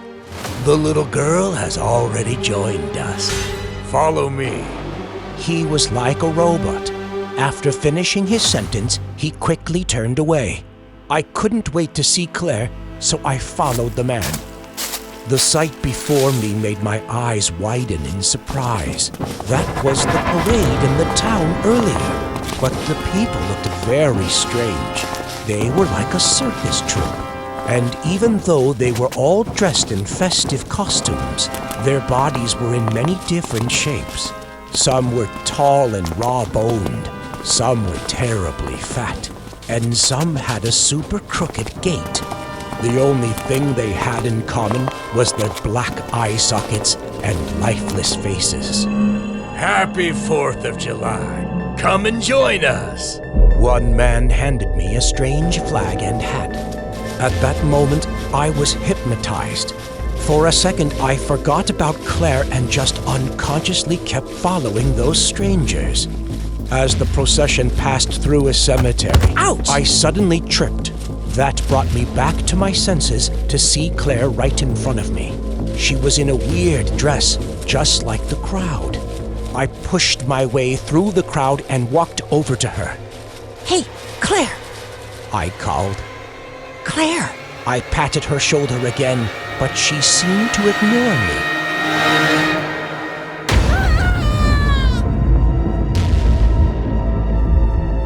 I panicked and pulled Claire away.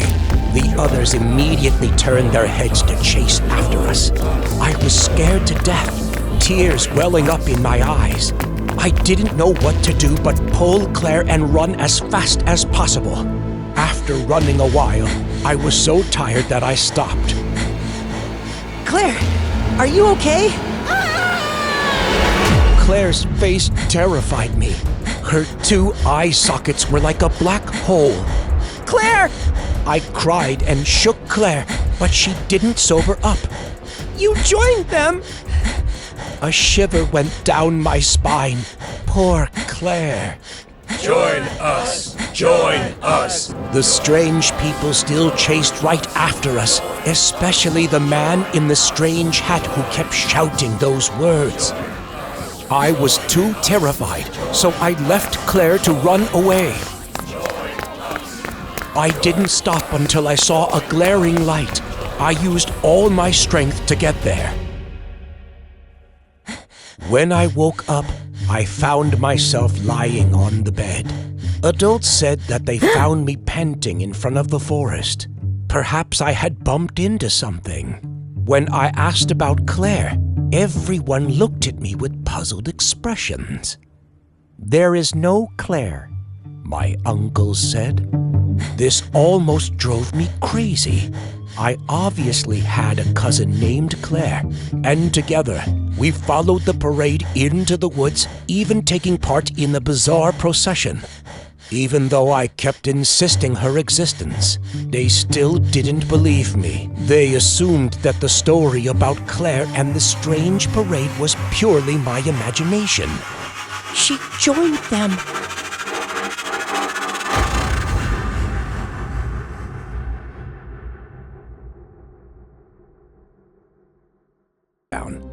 During that difficult time in the hospital, he was always by my side to take care of me, and he made things much better.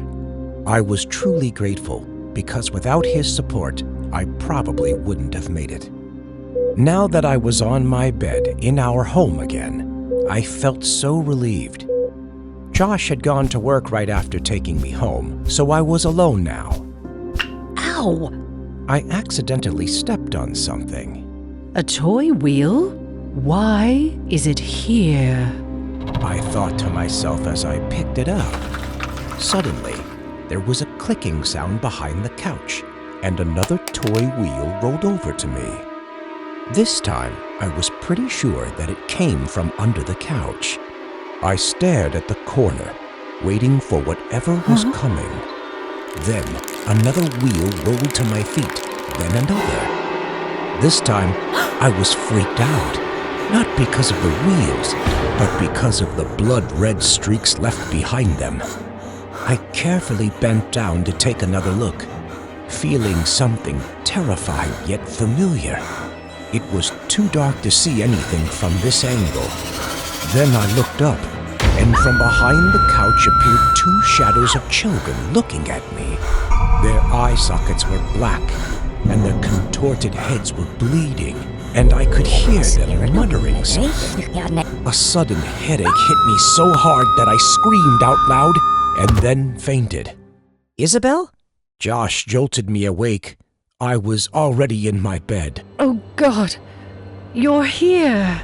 I hugged Josh. Then I told him about the toy wheel and the ghosts of two children. Isabel, you've been lying here the whole time, Josh said gently. No way. I was in the living room, and I saw the wheels. I explained. Isabel, my dear, I've been here with you all night. Josh denied all of the details in my story. He reassured me that I was just exhausted and told me to take my medicine regularly. After that, he went to pack his clothes for the upcoming business trip. I lay on the bed, but the things I saw earlier kept making me toss and turn. Was it all an illusion? Her memory hasn't returned.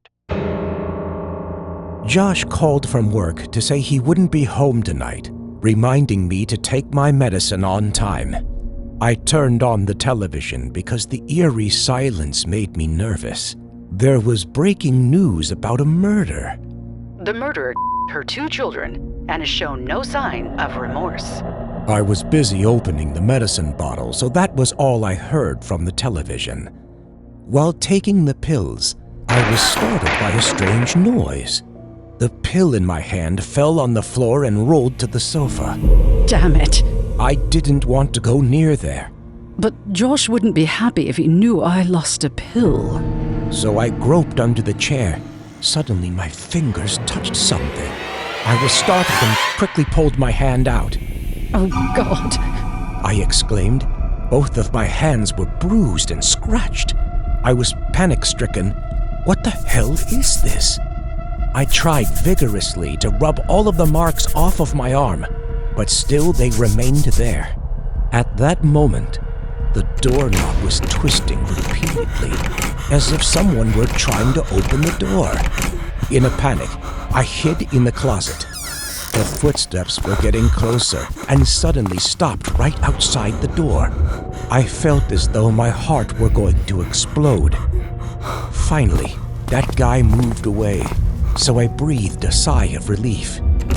Then the door swung open. It was Josh. He looked right at me with his angry, bloodshot eyes. Behind him were those two children with lifeless, hollow eyes and broken necks. I turned to the side, where I saw a picture frame. This thing might help. I used all my strength to slam it on his head. Then Josh fell to the ground, and his blood splattered on the floor. I was shocked to realize that the two children weren't there anymore. At this point, I noticed the photo in the broken frame. It was me and those two kids, but the man in the picture wasn't Josh. What's going on right now?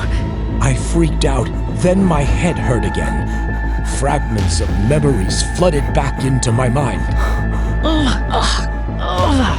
After a while, a bunch of people dressed in white rushed over and surrounded me. Before I lost consciousness, I heard them shout, An attack in Ward 1. The main doctor is injured. I didn't know how long I slept, but when I woke up, I found myself in another room which was painted white. Josh?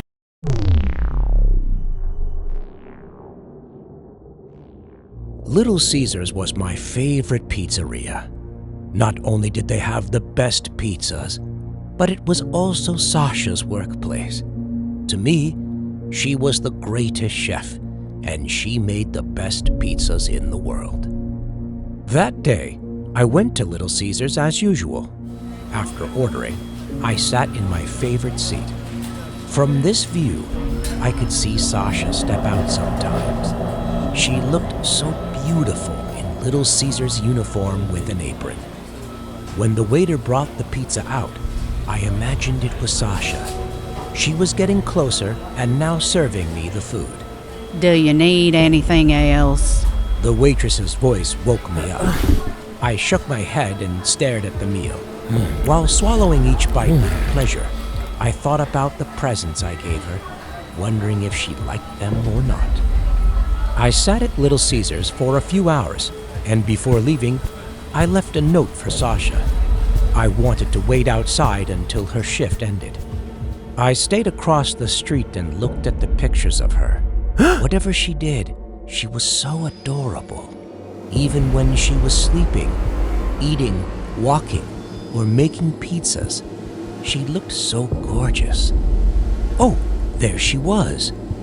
For your information, I had a small gift for her and was dying to see her reaction. After a few steps, Sasha turned her head back.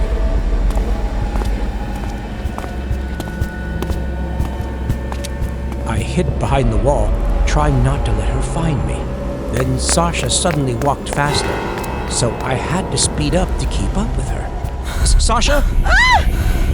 I suddenly appeared, touching her back. She screamed and ran away. I thought maybe she ran into some trouble, so I chased after her. I kept running and running, but ended up losing track of her. The next day, I went back to Little Caesars, sat in my favorite seat, and ordered my favorite pizza. Sasha was nowhere to be seen, but I assumed she was in the kitchen. You're eating too much. Disgusting! Are you starving? I heard the other guests whispering something, but I didn't care much. Sasha made those pizzas for me, just me. So of course I would eat all of them. But the taste today was weird and not as good as usual. Especially because I could feel something inside my mouth that no matter how hard I chewed, it wouldn't go away. I tried to swallow it, but it stuck in my throat. Something in the food made me throw up. I heard a woman scream. What the heck? That's disgusting. A few more people knocked over their chairs. It seemed that they were very angry. I pulled the thing out of my throat. It was a bunch of hair. I was so scared and confused, I didn't know what to do. That jerk just threw up. So disgusting. A guest spoke up as the staff approached. Everything was so chaotic that I couldn't do anything but rush away. After the incident, I didn't have any courage to go into that place again, but waited for Sasha from the other side of the road. She finally finished her shift. I quietly followed her without making any noise. I just put a little hair in the pizza and it worked. Sasha was laughing with someone on the phone. He probably wouldn't dare to come anymore. What a freak. I heard all these words and it broke my heart into pieces. How could she do this to me? I didn't believe this. I had to ask her. Sasha, why? Sasha! I immediately rushed towards her. Ew! Pervert! Sasha screamed when I touched her shoulder. Stay away from me! Leave me alone! She screamed too loudly, so I covered her mouth, but she resisted and thrashed violently. Shh! Behave! behave, my little angel. I pushed my hand tighter and whispered into her ears. But she wouldn't stop panicking. Nothing to be scared of, Sasha. I had to hug her and comfort her. Behave. Sasha was no longer struggling. She behaved now. I hugged her in my arms. Gosh, her hair smelled so good. Her body had the smell of my favorite pizza. I couldn't stop inhaling the scent of her hair and skin.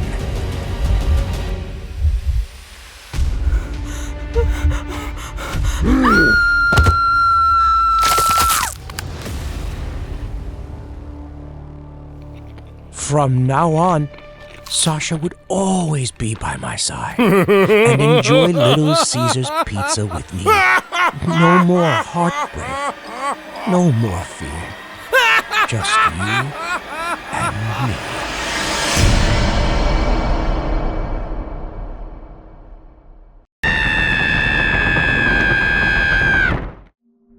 The Mayhem Amusement Park had a scary rumor that the Mayhem roller coaster tracks would take you to a mysterious area where you would be stuck forever.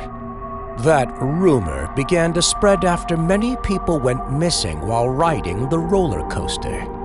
This park had to close after only 2 years of operation and became a deserted place. But that was 10 years ago. This summer, the Mayhem Mountain roller coaster would reopen to guests. As true risk-takers, Chris and Joanna couldn't miss this tour to examine the rumor. After 10 years abandoned, everything here was quite old and dilapidated, and the tracks looked a bit ramshackle. Even though it was reopened, it still looked eerily deserted. Hi. Wanna ride a roller coaster? He had makeup on like a clown with a red nose. He looked so sloppy in that staff uniform. Sure. Joanna hesitated a bit, even though that was exactly their main purpose when getting there. Of course, but I have to gather a few more passengers. Can you wait a few minutes? This ride may start later than usual. How late? Joanna asked. About 12 a.m. But don't worry, a roller coaster ride only lasts for 15 minutes. The clown replied. He seemed very impatient. Joanna looked at Chris, and they both agreed. All right, just a few minutes waiting. And then they sat down to wait. But after a while, there were no more guests, and the clown wasn't around. All right, a little bit less passengers than usual, but enough for today. The man finally came back. Joanna and Chris looked at each other confused. But the good thing was they didn't have to wait for another day to explore the ride. The clown quickly led them up the stairs and seated them carefully. Remember to fasten your seatbelt and do not scream, the clown repeatedly told them. Don't scream? What a freak, Chris mumbled. Joanna didn't notice her friend's words because what bothered her more was the clown's weird glance at them, and his hands were scratching each other, harder and harder. Soon after the two people got on the roller coaster, the seatbelts tightened around them stably. Joanna and Chris looked at each other, and before they could say anything, the roller coaster moved. A feeling of euphoria made Joanna shiver. The roller coaster raced at full speed through each rotation, and fortunately, Joanna was able to suppress her screams. As for Chris, he was extremely excited and shouted at the top of his lungs. 1 round, then 2 and 3. They soon became dizzy. The train still raced like a beast, ripping through the fog.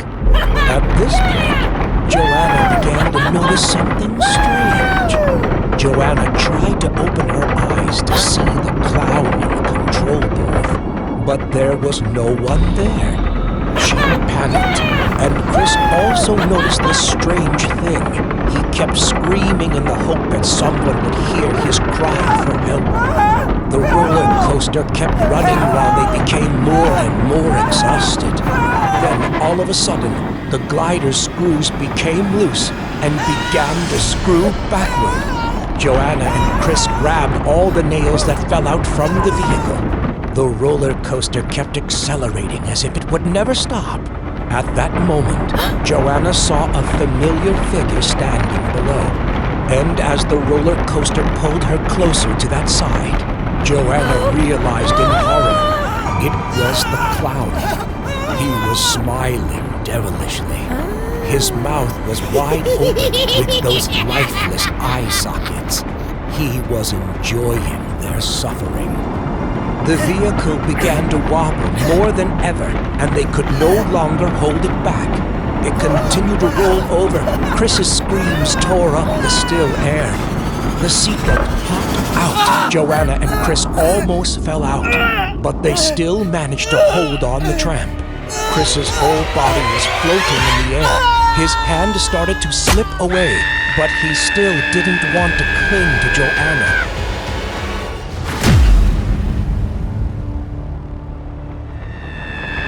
Joanna couldn't take it anymore. The roller coaster moved to the final station and began to slow to a stop, and she didn't have the strength to do anything else. At this moment, the clown walked up to Joanna. Next to him were 3 fierce dogs. Joanna could clearly see drools running down their sharp teeth. It witnessed the most horrific experience in my life that I never wanted to recall. That day was the 3rd, and I was expecting a wholesome party. Every year, one day before July the 4th, my family would hold a party and invite a few neighbors to join. While setting the dining table, I tried to strike up a conversation with Harley, a new neighbor who just moved in. Did you know that Americans consume about 150 million hot dogs on the 4th of July?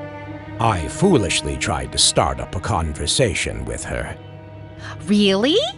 Better than I expected, she smiled and seemed friendly to me. Just like that, Harley and I talked and arranged the dining table together for a while. 2 families sat around the cozy dining table and enjoyed delicious food. While sipping a glass of wine, I suddenly noticed a figure looming in the window. Jack, can you pass me the salt, please? I lost focus for a bit, and the figure disappeared. I probably looked wrong, I thought. Are you okay? Harley kindly asked me. Yeah, of course, I replied. Everyone enjoyed the meal. Seeing that the bottle was running out of wine, I went to the kitchen to get another one.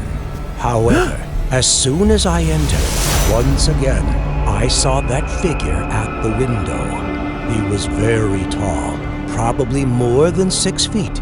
In his hand was a scythe, from which some liquid was flowing out. I narrowed my eyes to take a closer look.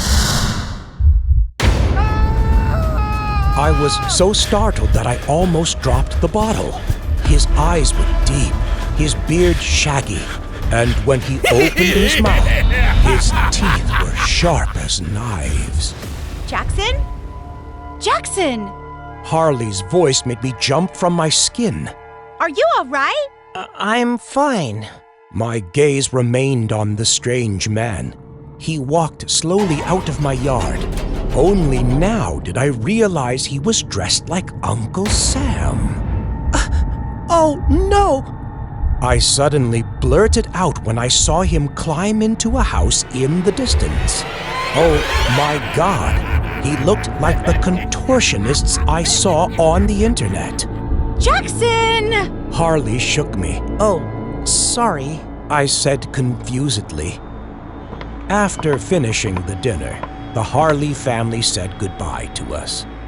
Thank you for the meal and happy 4th of July. Harley said as we were outside the door. Wait, Harley, is your house over there? I pointed in the direction of the house. That was the house that strange man climbed into. Yeah? Harley looked at me. She seemed puzzled. Don't go in there! I said.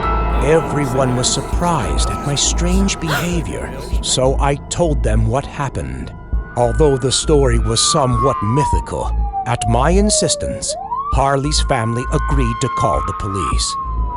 After checking the house, the police found nothing, not even a single footprint. Maybe he was mistaken. Hey, son, don't drink too much on the 4th of July. An officer talked to me before getting into the car. That night, Harley texted me first. She comforted me that nothing would happen and that it wasn't a big deal for me to be mistaken.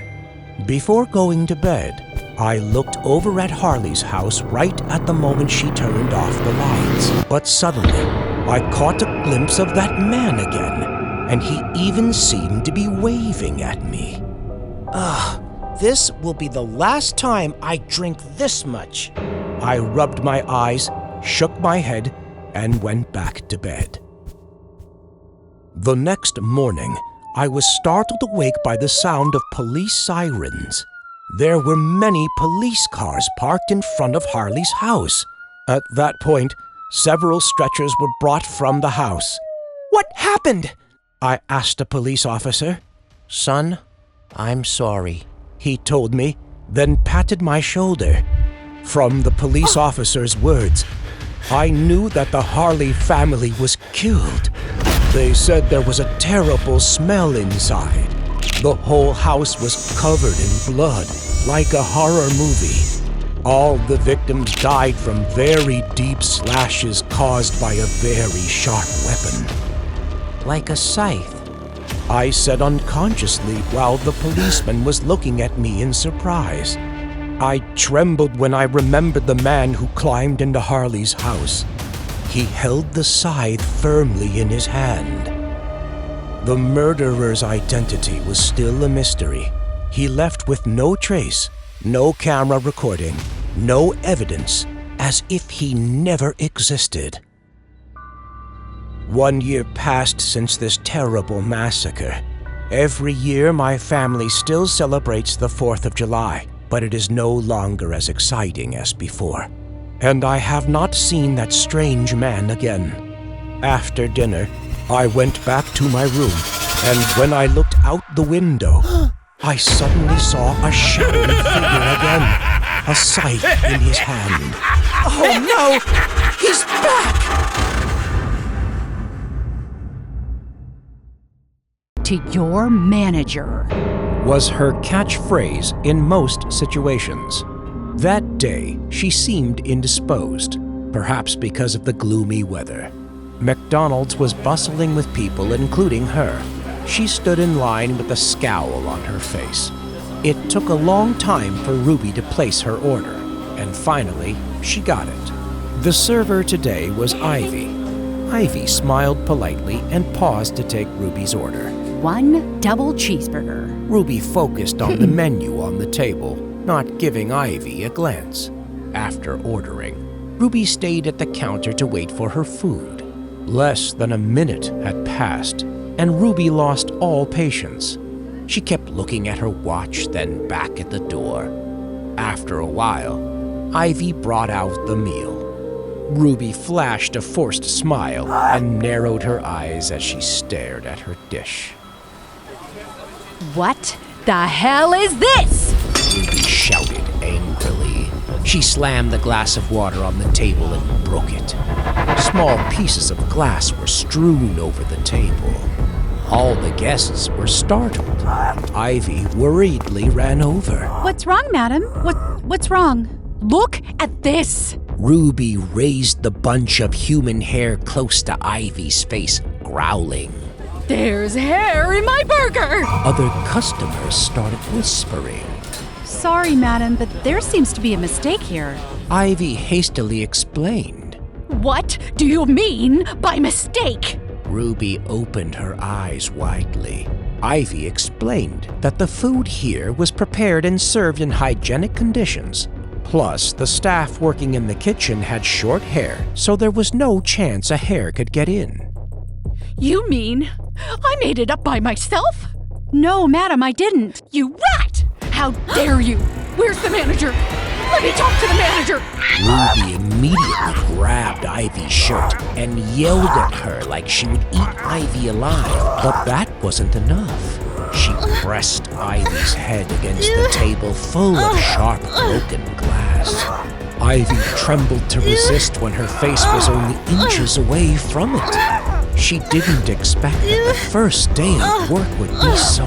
I want to speak to your manager! Ruby continued to yell. At this moment, Danny, the store manager, appeared. My apology for our new employee.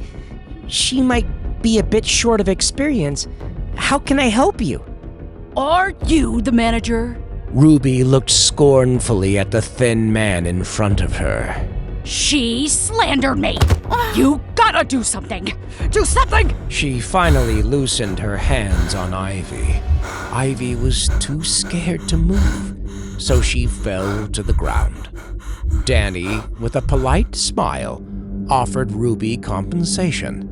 Not only another burger meal, but a takeaway combo of double cheeseburgers. But Ruby wasn't satisfied. She wanted Ivy to apologize to her in front of everyone. And Ivy did, in a patient way. Ruby sat down arrogantly. It looks like you're lucky today. Ivy, you can go inside and prepare the meal, Danny said. After a while, Ivy brought out the food to Ruby. Ruby sneered and rudely snatched it.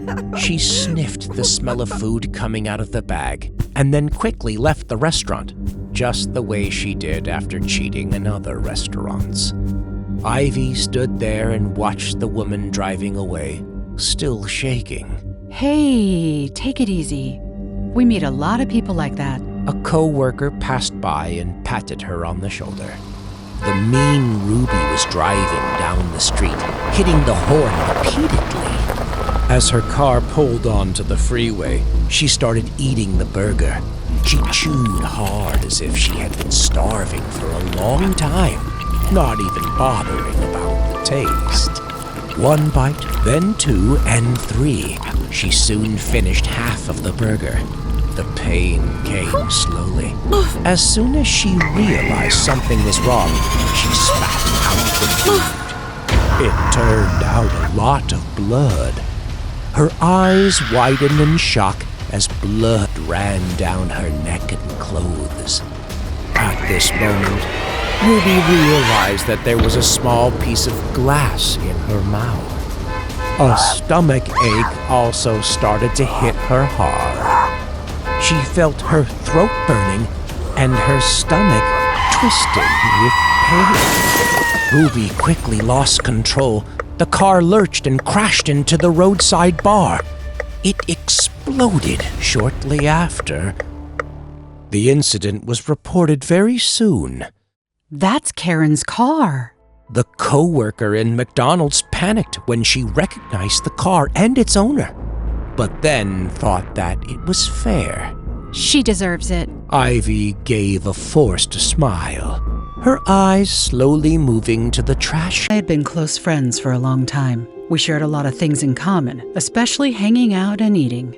Until one day, we both agreed that we needed to lose weight for a healthy and perfect body shape.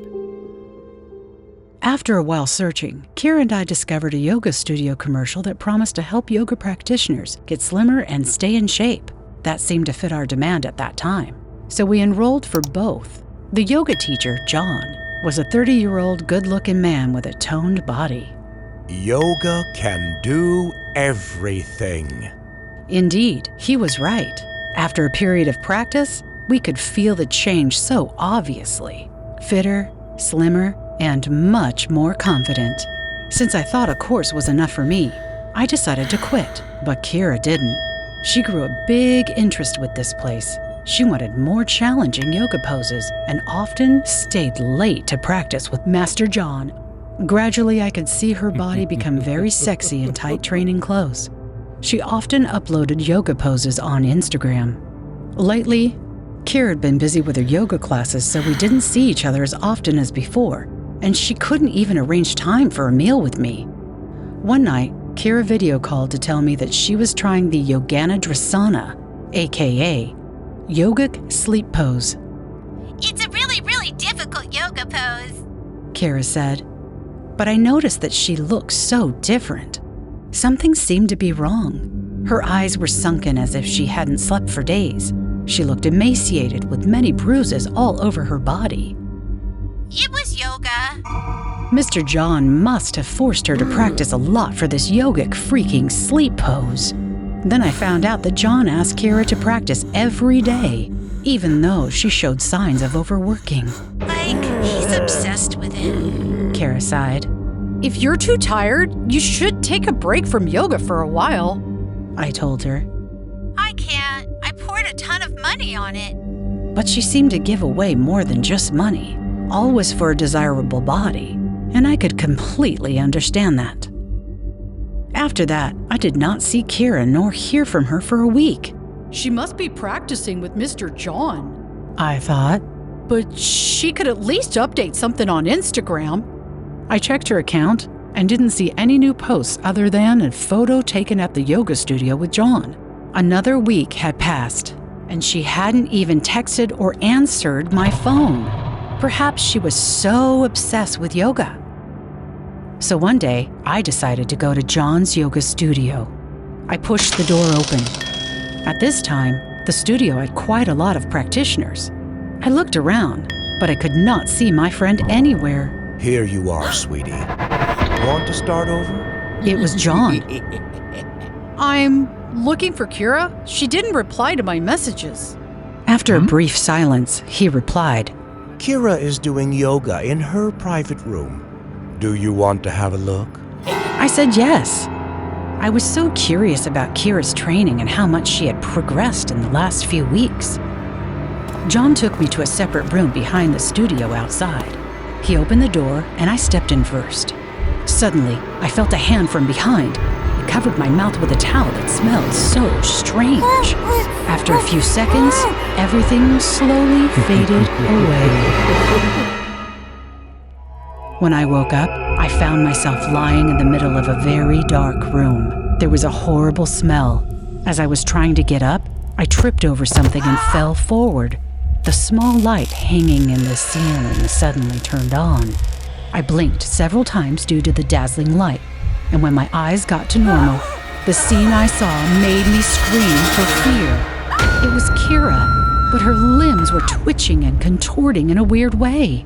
I realized it was the yogic sleep pose, the super hard yoga pose she always told me about. But her whole body was cyanotic and gave off a decaying smell of corpses. I threw up all my breakfast. Suddenly, the door behind me opened. John came in with a baseball bat in his hand and gave me a weird smile. Have you seen my work? Do you want to achieve what your bestie did? I can help you. I was panic-stricken. I didn't know what to do, but backed away until I hit the wall. Master John approached me, step by step. Let me help you have a nice body shape.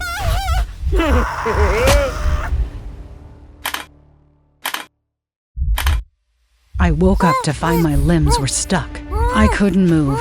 My whole body was in pain as if my bones were broken into hundreds of pieces. I couldn't breathe. With a mouth filled with cloth, I could only cry in despair. And my ex-teacher, John, was standing there taking a burst of photos. Such a nice pose. Very nice.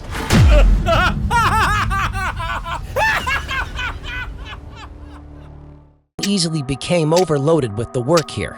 It was probably due to the high pressure at the workplace that people barely talked. After a while, I only knew and talked with 2 more colleagues, Emmy and Joe. Emmy was my supervisor, and Joe was Emmy's manager. Jesus.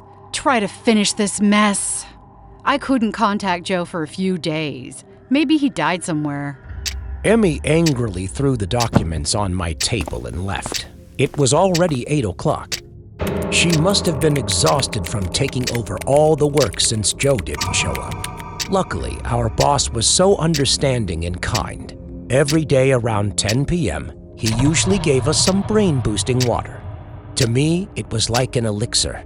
I always felt so awake and refreshed every time I drank it. Since then, it had become my new beverage, despite one side effect. I often lost sleep in the next few days. That day, as usual, I stayed at the company quite late with a bunch of documents. I went outside for a cigarette. While standing next to the exit door, I suddenly heard some strange echoing noises from downstairs. I worked on the 20th floor of the building, and there was barely anyone who came here at this hour. But that sound still stirred up the air. It sounded like someone jumping up and down the stairs. Then came the giggles, so monstrous in the still air. So strange. What's wrong with the janitor? I returned to my desk. Emmy had been off for 3 days already for unknown reasons. It also meant all of her work now fell on me. It was 9 p.m. I breathed a sigh of relief after the work was done. I packed up my things to go home. I hated the elevator here. It never reached our floor since the 20th floor button was broken. So I had to walk downstairs to use the elevator. Suddenly, I heard the same strange noise again. The clattering footsteps on the stairs and the giggles. But it was louder this time, and coming from upstairs, I called out, "Who is it?" The noise stopped for a few seconds, but then it got faster and louder. I saw a figure appear on the dark stairs. It looked like a woman with loose hair covering most of her face. I approached her and asked, "Hello? What's the matter?" As soon as I finished the sentence, the woman slowly raised her head, revealing a wild face. Her eyes were bloodshot, like she hadn't slept in a week. Oh my God! That was Emmy! She was tightly holding a large stapler in her hand, which was covered in a red liquid that smelled like blood. While I was still frozen with fear, she burst out laughing like crazy and rushed toward me. I thought she would jump on me, but no, she kept jumping on the stairs, then burst out laughing again. I was so scared and quickly ran away. After getting in the car, my heart was still pounding wildly in my chest. I saw a crowd gathering in front of the building, but I was too panicked to care. That whole night I couldn't sleep. Even until my alarm went off at 7 a.m., I still couldn't close my eyes for a while. If everything keeps going like this, I might go crazy one day. But I loved this job and wanted to follow it to the end. Emmy still didn't go to work today. Maybe she just gave up like Joe.